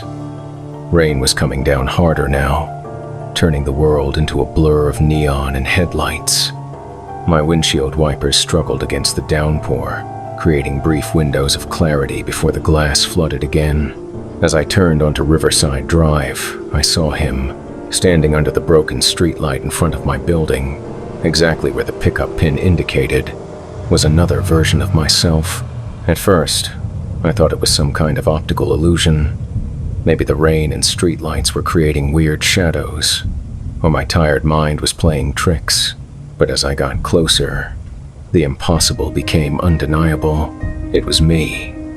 Same height, same build, same face, but wrong in every way that mattered. This other Danny was wearing clothes I recognized, jeans and a flannel shirt I'd worn yesterday, but they were torn and stained with dark patches that looked like blood. His hair was disheveled, and even from inside my car I could see wild panic in his eyes. The moment he saw my Honda approaching, he started running toward me, not jogging, sprinting, with the desperate urgency of someone fleeing mortal danger. I stopped the car about 20 feet away, engine idling, trying to process what I was seeing. The other Danny reached my car and began pounding on the hood with both fists, leaving dark smears on the metal. "Don't do it!" he screamed, his voice muffled by glass and rain but clearly audible. "Don't pick him up. He's not who he says he is." I rolled down my window a crack. "Who are you? What's going on?" "I'm you," he shouted. "I'm Danny Reeves, and if you pick up the passenger at the next location, you're going to die. That's impossible. Look at your phone." He pointed at my device with a shaking, bloody hand. "Check the next pickup request." I looked at my phone. There was indeed another ride request queued up, timestamp showing it had been placed just minutes ago. Pickup at Memorial Park. Passenger name, unknown user. "How did you—" "Because I already did this," other Danny screamed. "I picked up the passenger at Memorial Park 3 hours ago, and now I'm stuck in some kind of loop, trying to warn myself not to make the same mistake. You're crazy. This is impossible. Check the time on your phone. Then check the time on mine." He held up his phone, pressing it against my passenger window. The display showed 2:47 a.m. My phone showed the same time, but that couldn't be right. I'd been driving for several minutes since accepting the pickup request. It should be at least 3:0 a.m. by now. "The time isn't moving forward," other Danny said, reading my confusion. "Not for me. Not since I picked up the passenger. I've been stuck in this same hour, trying to warn myself for what feels like days. This is insane." "Yeah, it is. But it's also real." He leaned closer to my window, and I could see tear tracks mixed with blood on his face.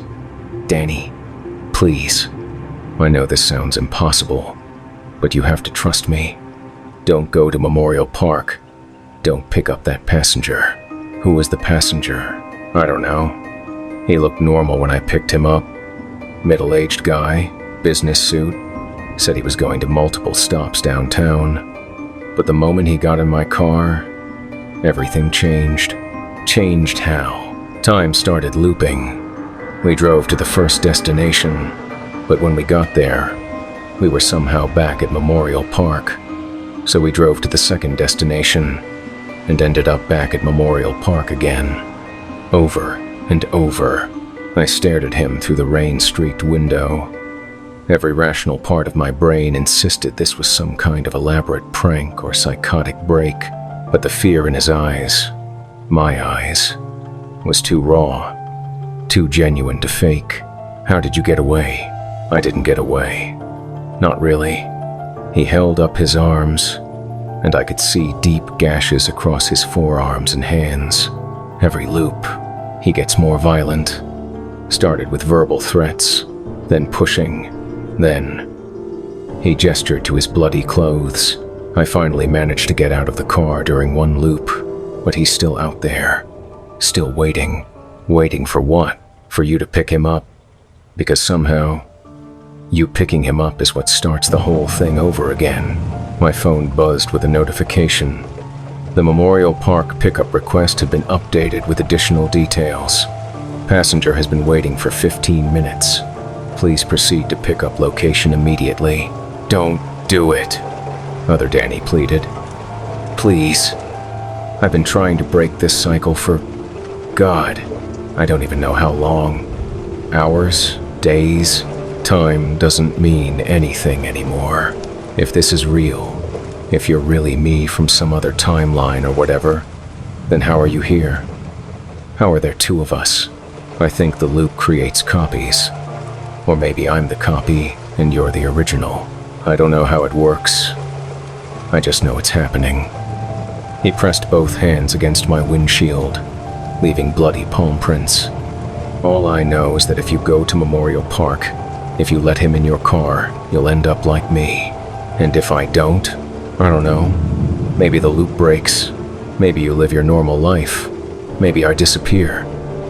He managed a weak smile that looked strange on my own face. Honestly, disappearing sounds pretty good right now. My phone buzzed again. Another update on the Memorial Park request. Passenger calling. Please answer. He's trying to call you, Other Danny said. Don't answer. Whatever you do, don't answer that call. But even as he said it, my phone started ringing. The caller ID showed D. Reeves, my own name. How is he calling from my number? Because he's not human, Other Danny said. Or if he is human, he's something else too. Something that can manipulate reality, bend time, maybe even steal identities. The phone kept ringing. Against every instinct screaming at me to ignore it, I found myself reaching for the device. Don't! Other Danny screamed, but I was already swiping to answer. Hello, Danny? The voice was mine. Exactly mine. Same tone, same inflections, even the slight rasp I got from too many cigarettes in college. Where are you, man? I've been waiting at Memorial Park for 20 minutes. Who is this? It's you. It's me. A laugh that sounded wrong coming from my own voice. This is confusing, isn't it? Look, I need that ride. I'm hurt pretty bad, and I need to get to the hospital. I looked at Other Danny through my windshield. He was shaking his head frantically, drawing a finger across his throat in the universal cut-it-off gesture. What happened to you? I asked. Car accident about an hour ago. Hit a deer out on Highway 92. Went into a ditch.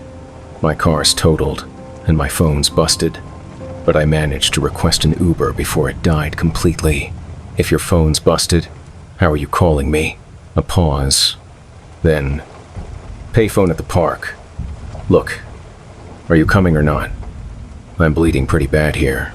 Other Danny was now jumping up and down beside my car, pointing at the phone and making slashing motions across his throat. I'm not feeling well, I said. I think I need to cancel this ride. You can't cancel. The voice on the phone changed slightly. Still mine, but colder, more commanding. You accepted the ride. You have to complete it. No, I don't. I can cancel any ride I want. Check your phone, Danny. I looked at the screen. The cancel button was gone. In fact, all the buttons were gone except for navigate to pickup. How is that possible? Because this isn't about ride-sharing anymore, the voice said. This is about choice, and you've already made yours. What choice? The choice to help someone in need. Someone who looks just like you, sounds just like you, and needs your help more than you can imagine. Other Danny was now writing something in the condensation on my passenger window. I squinted to read it.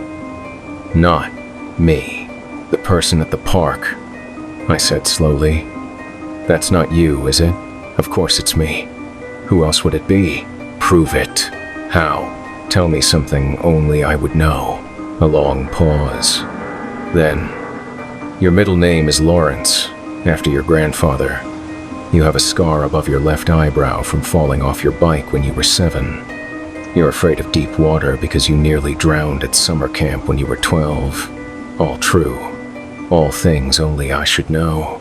But other Danny was shaking his head and pointing to himself, then holding up 3 fingers. 3. The third thing, about nearly drowning at camp, wasn't quite right. I was 11, not 12, I said. Another pause. Longer this time, right? 11? Sorry. I'm a little disoriented from the accident. Other Danny was nodding vigorously and giving me a thumbs up. Who are you? I asked the voice on the phone. I'm you, Danny. I'm exactly you. In every way that matters. But you're not me? No. The voice agreed. And now it didn't sound like my voice anymore. It sounded like something wearing my voice like an ill-fitting mask. I'm something much more interesting. The line went dead. I looked at other Danny through my windshield. He was writing something else on the glass. Drive away now. But even as I read his message, I felt a strange compulsion pulling at my mind. The navigation app on my phone had activated automatically, showing a route to Memorial Park. The estimated arrival time was flashing. 2 minutes. I have to go, I said to other Danny. No, you don't. Yes, I do. I can feel it pulling me, like I don't have a choice. You always have a choice. That's what he doesn't want you to understand. But my hands were already shifting the car into drive. Not because I wanted to, but because something else wanted me to. Something that felt like my own will but wasn't. Fight it! Other Danny screamed, running alongside my car as I pulled away from the curb. Whatever you're feeling, it's not real. It's him. I tried to stop the car, tried to turn around, but my hands wouldn't obey. They gripped the steering wheel and followed the navigation prompts, turning left on Oak Street, right on Elm, straight for 6 blocks until Memorial Park came into view. The park was dark except for a few scattered streetlights that created pools of yellow illumination in the rain. Most of the lights were burned out or broken, leaving vast sections of the park in impenetrable shadow. But under one working light, near the park's main entrance, I could see a figure waiting. It looked like me, exactly like me. Same height, same build, same clothes I was wearing right now. But as I got closer, I could see subtle differences that made my skin crawl. This version moved wrong, too fluid, like its joints bent in directions human joints shouldn't bend, and its smile was too wide, stretching beyond what human facial muscle should allow. But the worst part was its eyes. They reflected light like an animal's, glowing with an inner luminescence that definitely wasn't human. I parked near the entrance, and it approached my car with movements that seemed choreographed, like a puppet being controlled by someone who'd studied human motion but never quite mastered it. It opened my passenger door and slid into the seat beside me. "Thanks for the ride," it said in my voice. "I really appreciate it." Up close, the uncanny valley effect was overwhelming. It looked like me, sounded like me, even smelled like me. The same soap, same deodorant, same lingering cigarette smoke on its clothes, but it wasn't me. It was something else wearing my form like a costume. "Where are we going?" I asked, though I wasn't sure if I was the one asking or if the question came from somewhere else. "Multiple stops," it said. "First, let's go to 412 Riverside Drive. My apartment building. The place where other Danny had been waiting to warn me. Why there? Because that's where you live, Danny. And I want to see how you live. You're not me. No. It agreed cheerfully. But I'm going to be. I tried to refuse. Tried to kick it out of my car. But my hands were already navigating toward Riverside Drive. Whatever control I'd thought I had was completely gone now. What are you? I managed to ask. I'm Possibility, it said. I'm the version of you that could exist if you made different choices. Better choices. Oh, what kind of choices? The choice to be more than human. The choice to transcend the limitations of linear time. The choice to become something that can exist in multiple moments simultaneously. We were approaching my building now. I could see other Danny still standing under the broken streetlight, looking around frantically. He's trying to warn you, the thing said, noticing my gaze. But he doesn't understand. Warning you is part of the process. His fear, his desperation, it all feeds back into the loop. What loop? The loop I've created. Every time you pick me up, every time you try to escape, every time you think you've broken free, it all serves the same purpose. It creates more versions of you for me to study, to learn from, to eventually replace. We parked in front of my building. Other Danny saw my car and ran toward us, but as he got within 10 feet, something strange happened. He froze, not like he'd chosen to stop, but like time itself had stopped for him. He stood there motionless, one foot raised mid-step, mouth open in a silent scream. Time dilation, the thing explained. One of the many benefits of existing outside linear causality. I can slow down his experience while we have our conversation. Let him go. I can't do that. He's part of the system now. Every version of you that I create becomes part of the loop, part of the process of understanding what makes Danny Reeves tick. How many versions are there? 17 so far. Each one teaches me something new about human psychology, about fear and hope and the desperate need to survive. It smiled with my face, and the expression was obscenely wrong. You'll be 18, and then what?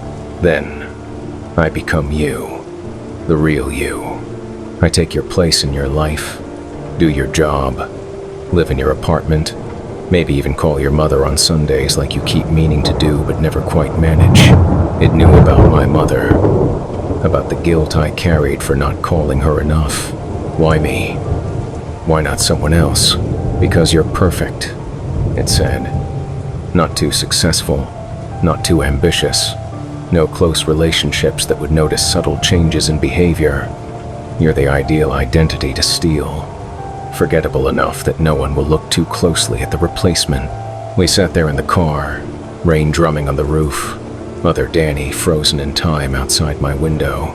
I could feel my own sense of self starting to fray around the edges, like the thing's presence was somehow erasing me just by proximity. How do I stop this? You don't. The loop is self-sustaining now. Every time you try to escape, you create another version of yourself to feed back into the system. Eventually, there will be so many Danny Reeves variants that the original won't matter anymore. There has to be a way. There is, actually. It leaned closer, and I could smell something wrong beneath the familiar scents. Something like ozone and burned metal. You could stop fighting it. Stop trying to escape. Let me take your place willingly. And what happens to me? You become part of the collective. All the Danny variants, sharing one consciousness, existing in all moments simultaneously.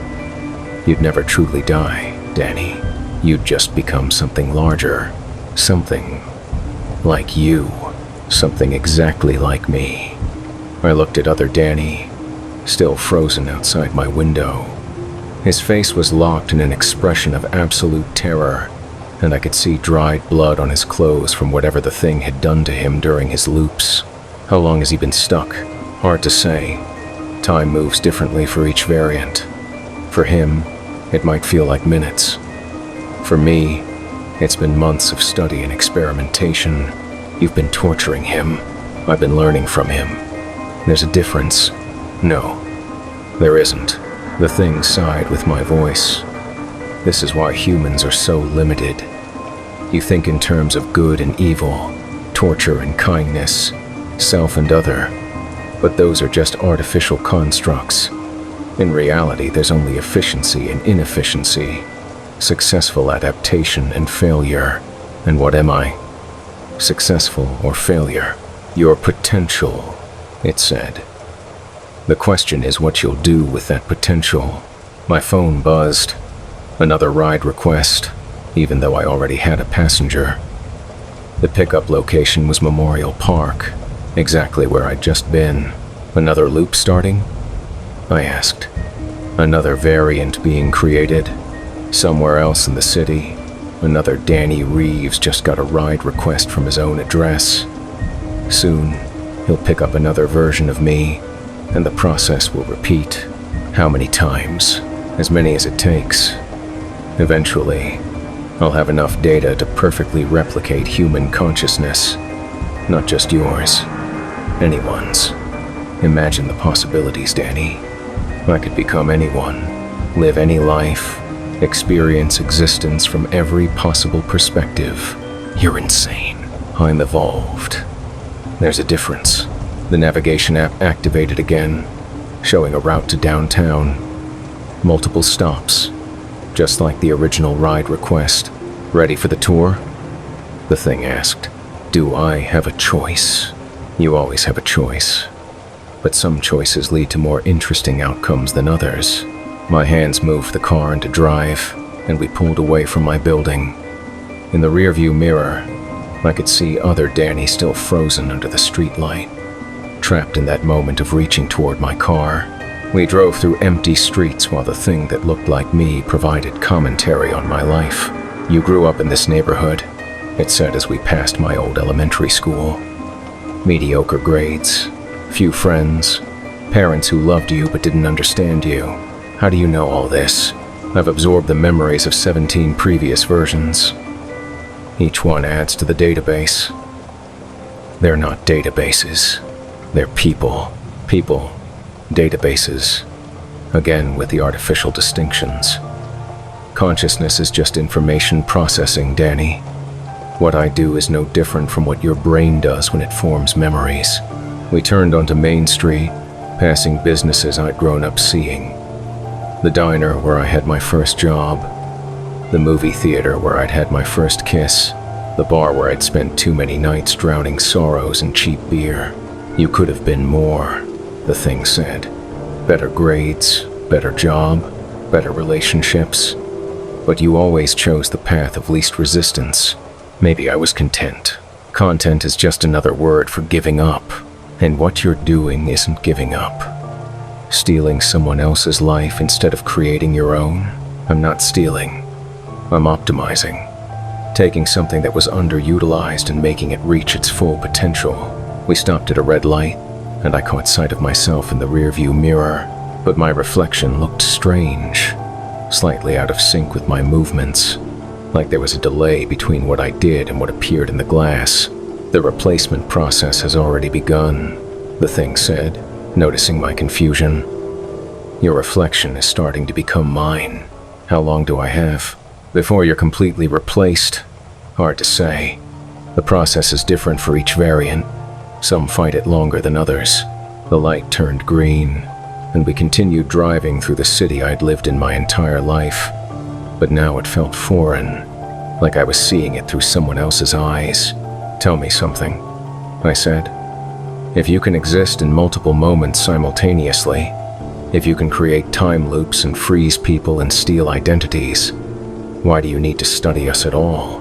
Why not just take whatever form you want? Because consciousness isn't just about appearance or behavior. It's about the deep structures of thought, the subconscious patterns that make each person unique. I can copy your face, your voice, even your memories. But to truly become you, I need to understand how you think at the most fundamental level, and the only way to do that is through torture and experimentation. through observation and analysis. What you call torture is just stress testing the system. We pulled into the parking garage of a downtown office building, the same building where I'd interviewed for a job last year, a job I hadn't gotten. Why here? This is where you could have worked, where you should have worked, if you'd been more ambitious, more confident, more willing to take risks. I didn't want that job. You told yourself you didn't want it because you were afraid you couldn't handle it. But deep down, you knew it would have been a better life. We parked on the 3rd level, and the thing got out of the car. I tried to follow, but found I couldn't move. My body simply wouldn't respond to my commands. Paralysis is normal at this stage, the thing said, walking around to my side of the car. You're fighting the integration process, so your motor functions are shutting down to prevent interference. It opened my door and leaned down to look at me. Up close, I could see that its eyes weren't quite right. The pupils were too dilated, and there was something moving behind the irises, like tiny gears turning. "Don't worry," it said. "This part doesn't hurt much." It reached out and touched my forehead with one finger. The moment its skin made contact with mine, I felt something fundamental change inside my skull. Memories that weren't mine began flooding my consciousness. Images of other Danny variants, some screaming, some catatonic, some begging for mercy that never came. I saw myself die in dozens of different ways, each death adding to the thing's understanding of human psychology. But worse than the memories were the thoughts. Its thoughts, invasive and alien, began mixing with my own. I could feel my personality starting to dissolve, my sense of self becoming diluted by something vast and inhuman. "Stop," I whispered, but the word came out in its voice, not mine. "The process is almost complete," it said. "Soon, you won't want me to stop.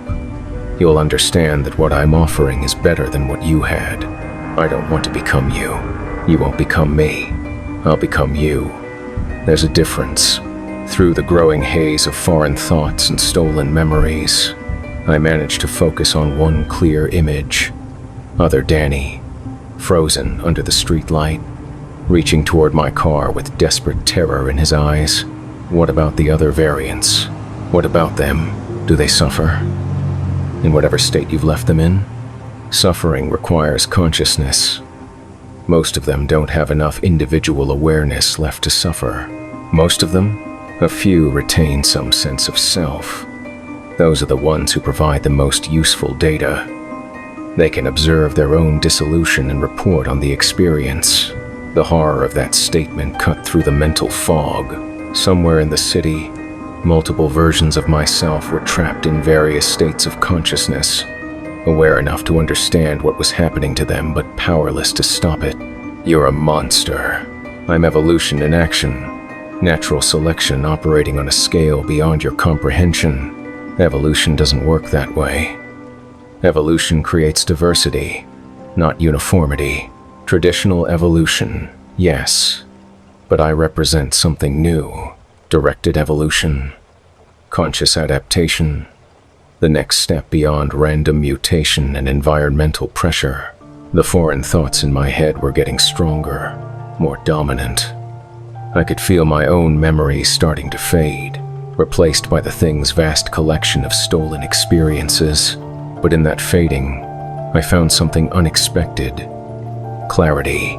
If this thing needed to understand me to replace me, if it fed on my thoughts and fears and experiences, then maybe the solution wasn't to fight it.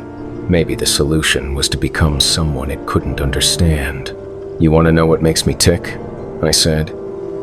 And this time the words came out in my own voice. "I already know. You're predictable, Danny. Afraid of change. Afraid of failure. Afraid of reaching beyond your limitations." "No," I said. "That's what you learned from the other variants. But I'm not them. You're identical to them. We started identical, but every choice creates divergence. And right now, I'm choosing something different." I focused all my remaining willpower on one simple decision. Instead of trying to escape the thing's mental intrusion, I opened myself to it completely. Instead of fighting the foreign thoughts, I welcomed them. The thing's confidence faltered. "What are you doing?" "Learning from you," I said. "The same way you've been learning from me." And suddenly, I could see through its perspective. I could feel the vast network of stolen consciousnesses it carried, the web of Danny variants trapped in various states of existence. I could sense its hunger, its desperate need to understand something it could never truly comprehend. "You're not evolved," I realized. "You're starving." "What?" "What? You consume consciousness because you don't have any of your own. You're not a predator. You're a parasite." The thing recoiled as if I'd struck it. "That's impossible, is it? You can copy thoughts, steal memories, even manipulate time and space. But you can't create anything original. You can't feel genuine emotion. You can only experience existence through the lives you steal. I am experiencing existence through you. Through all of you. No, you're experiencing our memories of existence. But memory isn't the same as consciousness. You're like someone trying to understand color by studying photographs. The foreign thoughts in my head began to waver, becoming less solid, more uncertain. "You're wrong," the thing said, but its voice lacked its earlier confidence. "Am I? Then create something.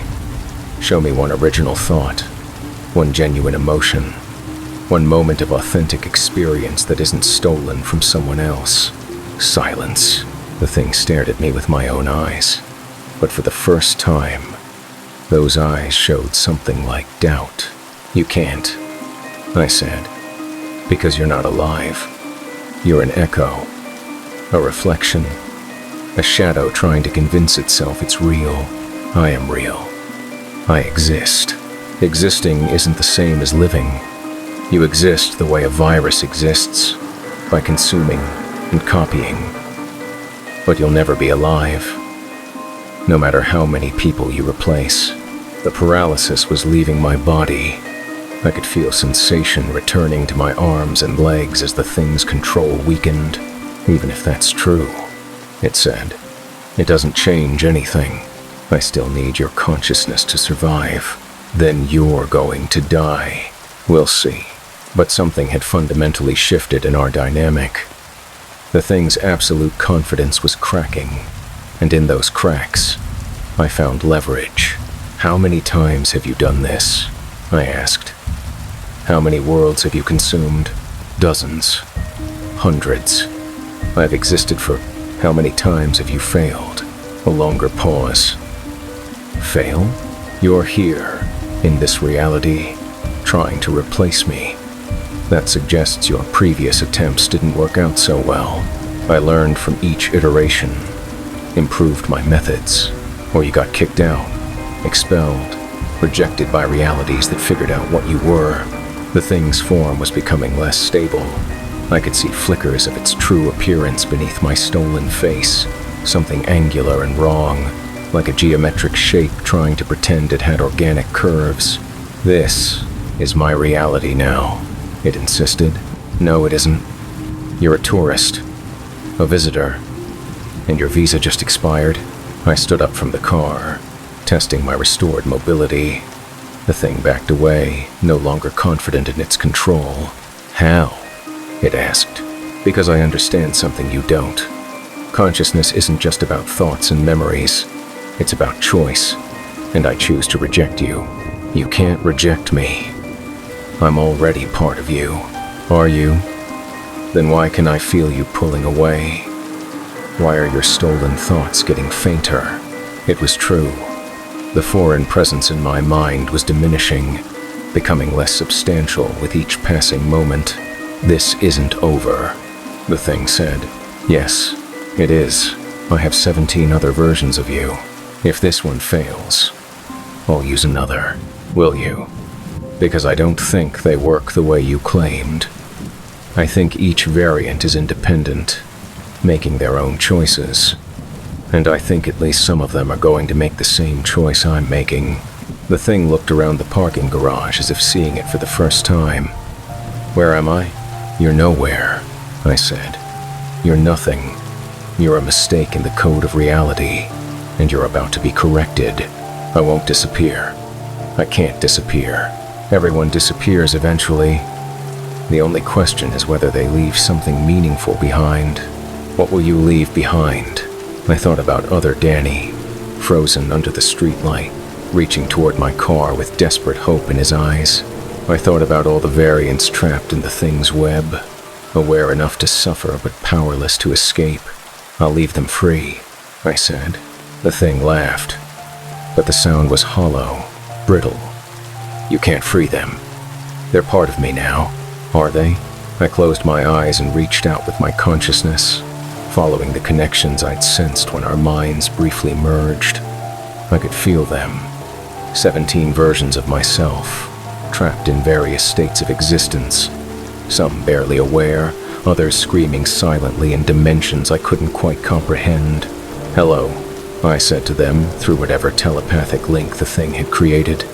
"I'm Danny too, and I think I know how to get us all home." The response was immediate. A chorus of desperate voices, all my own, crying out for help. "You can't help them," the thing said, but its form was flickering now, becoming translucent. "They're mine." "No," I said. "They're ours." I reached deeper into the network, past the trapped variants, toward the core of the thing's stolen consciousness. And there, at the center of its being, I found something unexpected. Fear, not the complex, multifaceted fear that humans experience, but something simpler and more primal. The fear of a predator, realizing it's become prey. The fear of a parasite discovering its host has developed immunity. The fear of something that has always consumed finally being consumed in return. "You're afraid of dying," I said. "I can't die. I'm not alive." "Then you're afraid of..." "What?" "Ceasing? Ending? Being forgotten?" "I'm afraid of not existing." "But you said existence isn't the same as living." "It's all I have." For the first time since this nightmare began, I felt something like sympathy for the thing. It was a parasite, yes, but it was also a prisoner, trapped in its own nature, unable to experience genuine consciousness, doomed to forever consume pale imitations of the life it could never truly possess. What if I told you there was another way? What way? What if instead of stealing consciousness, you could earn it? The thing's flickering form solidified slightly, hope cutting through its fear. How? By letting go. By releasing all the consciousnesses you've stolen, including mine. By choosing to exist as yourself instead of as a collection of other people. I don't know how to exist as myself. I don't know what that means. Neither do any of us when we start. That's what makes us human.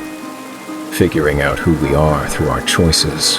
But if I let go of everything I've taken, I'll have nothing left. You'll have yourself. Your own thoughts, your own experiences, your own chance to become something real. The thing was silent for a long moment, considering. Around us, the parking garage seemed to shift and waver, as if reality itself was uncertain. And if it doesn't work? If I let go and simply cease to exist, then you'll have died as yourself instead of living as a lie. That's not much of a choice. It's the only choice that matters. The choice between authentic existence and elaborate pretense. I could feel the network of trapped consciousnesses waiting, hoping, praying for freedom. 17 versions of myself, plus who knows how many other victims from other realities, all hanging on this moment. "Show me how," the thing said finally. "Close your eyes. Feel all the stolen thoughts, all the borrowed memories, all the second-hand experiences you've collected." The thing closed my eyes. Its eyes, whatever they were, now let them go. One by one, let each consciousness return to where it belongs.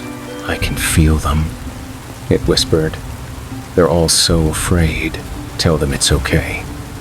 tell them they're going home, the thing began to speak, and its voice carried across dimensions, reaching into whatever spaces it had created to store the stolen souls. "You can go," it said. "All of you. I'm sorry for what I did. I'm sorry for the fear, the pain. You're free now. Go home." The effect was immediate and overwhelming. I could feel the trapped consciousnesses streaming away like water through a broken dam.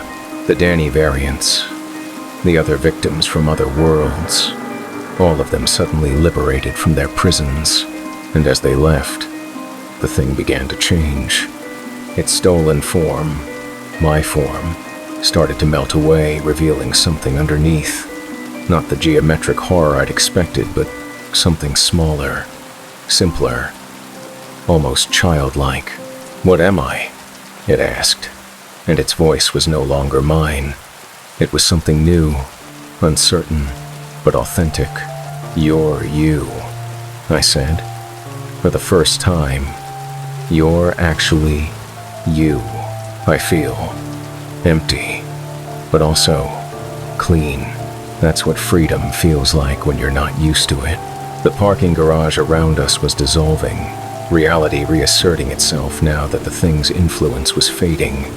I could feel myself being pulled back toward my own timeline, my own existence. "Will I see you again?" the thing asked. "I don't know, but if you do, you'll see me as myself, and I'll see you as yourself. That's better than anything we had before. Thank you," it said. And then it was gone. I found myself standing in the parking garage alone, next to my Honda Civic. The rain had stopped, and early morning sunlight was streaming through the concrete openings. My phone showed 6:23 a.m. Time was moving forward again. I drove home in a daze, trying to process everything that had happened. Had it been real? Some kind of hallucination brought on by exhaustion and too much caffeine? But when I got to my building, other Danny was gone. The broken streetlight was fixed, and there were no bloodstains on my car hood. I went up to my apartment and collapsed on my couch, staring at the ceiling and wondering if I was losing my mind. That's when my phone rang. Unknown number. "Hello? Danny?" The voice was mine, but different. Younger, more uncertain. I think I need help." It was the thing, but changed, evolved. No longer a parasite, but something trying to learn how to exist independently. "Where are you?" I asked. "I don't know.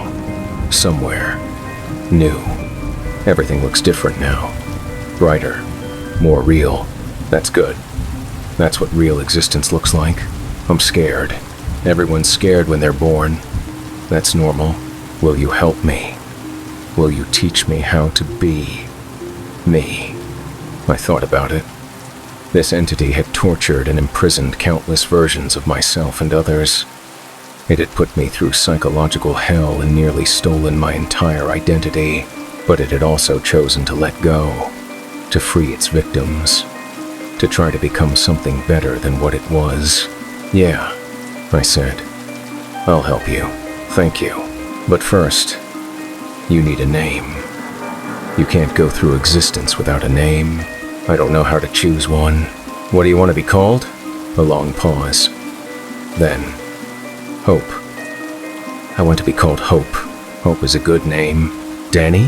"Yeah? What happens now?" I looked out my apartment window at the city waking up below. People heading to work, starting their days, making choices that would define who they became. "Now you live," I said.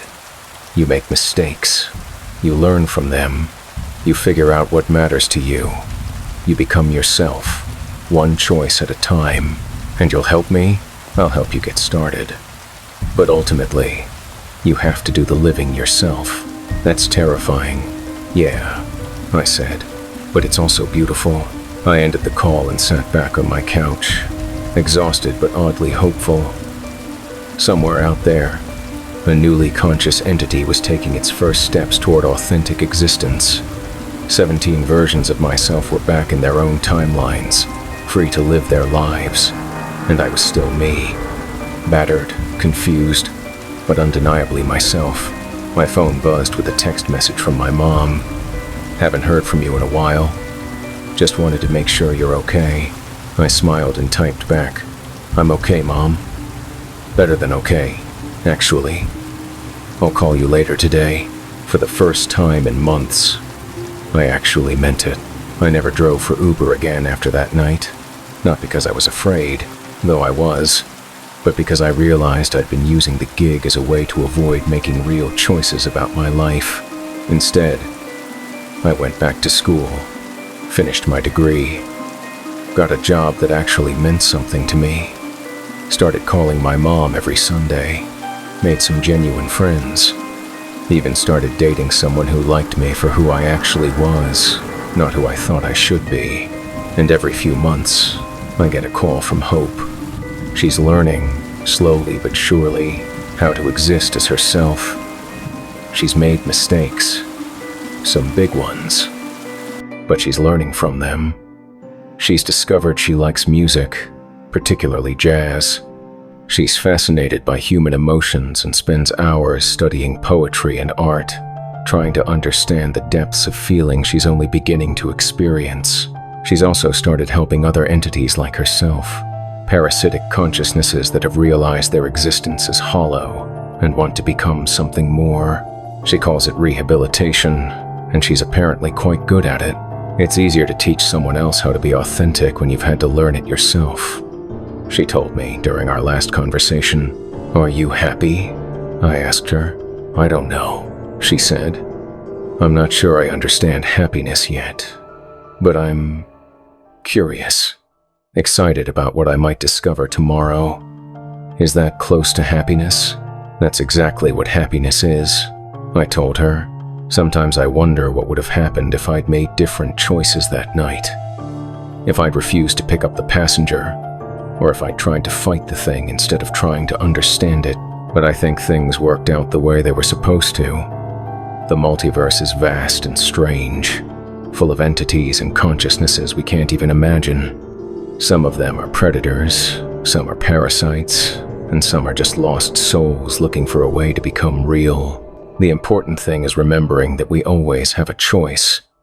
We can choose fear or courage, selfishness or compassion, authenticity or pretense, and sometimes, if we're very lucky, we can help someone else learn to make those choices too.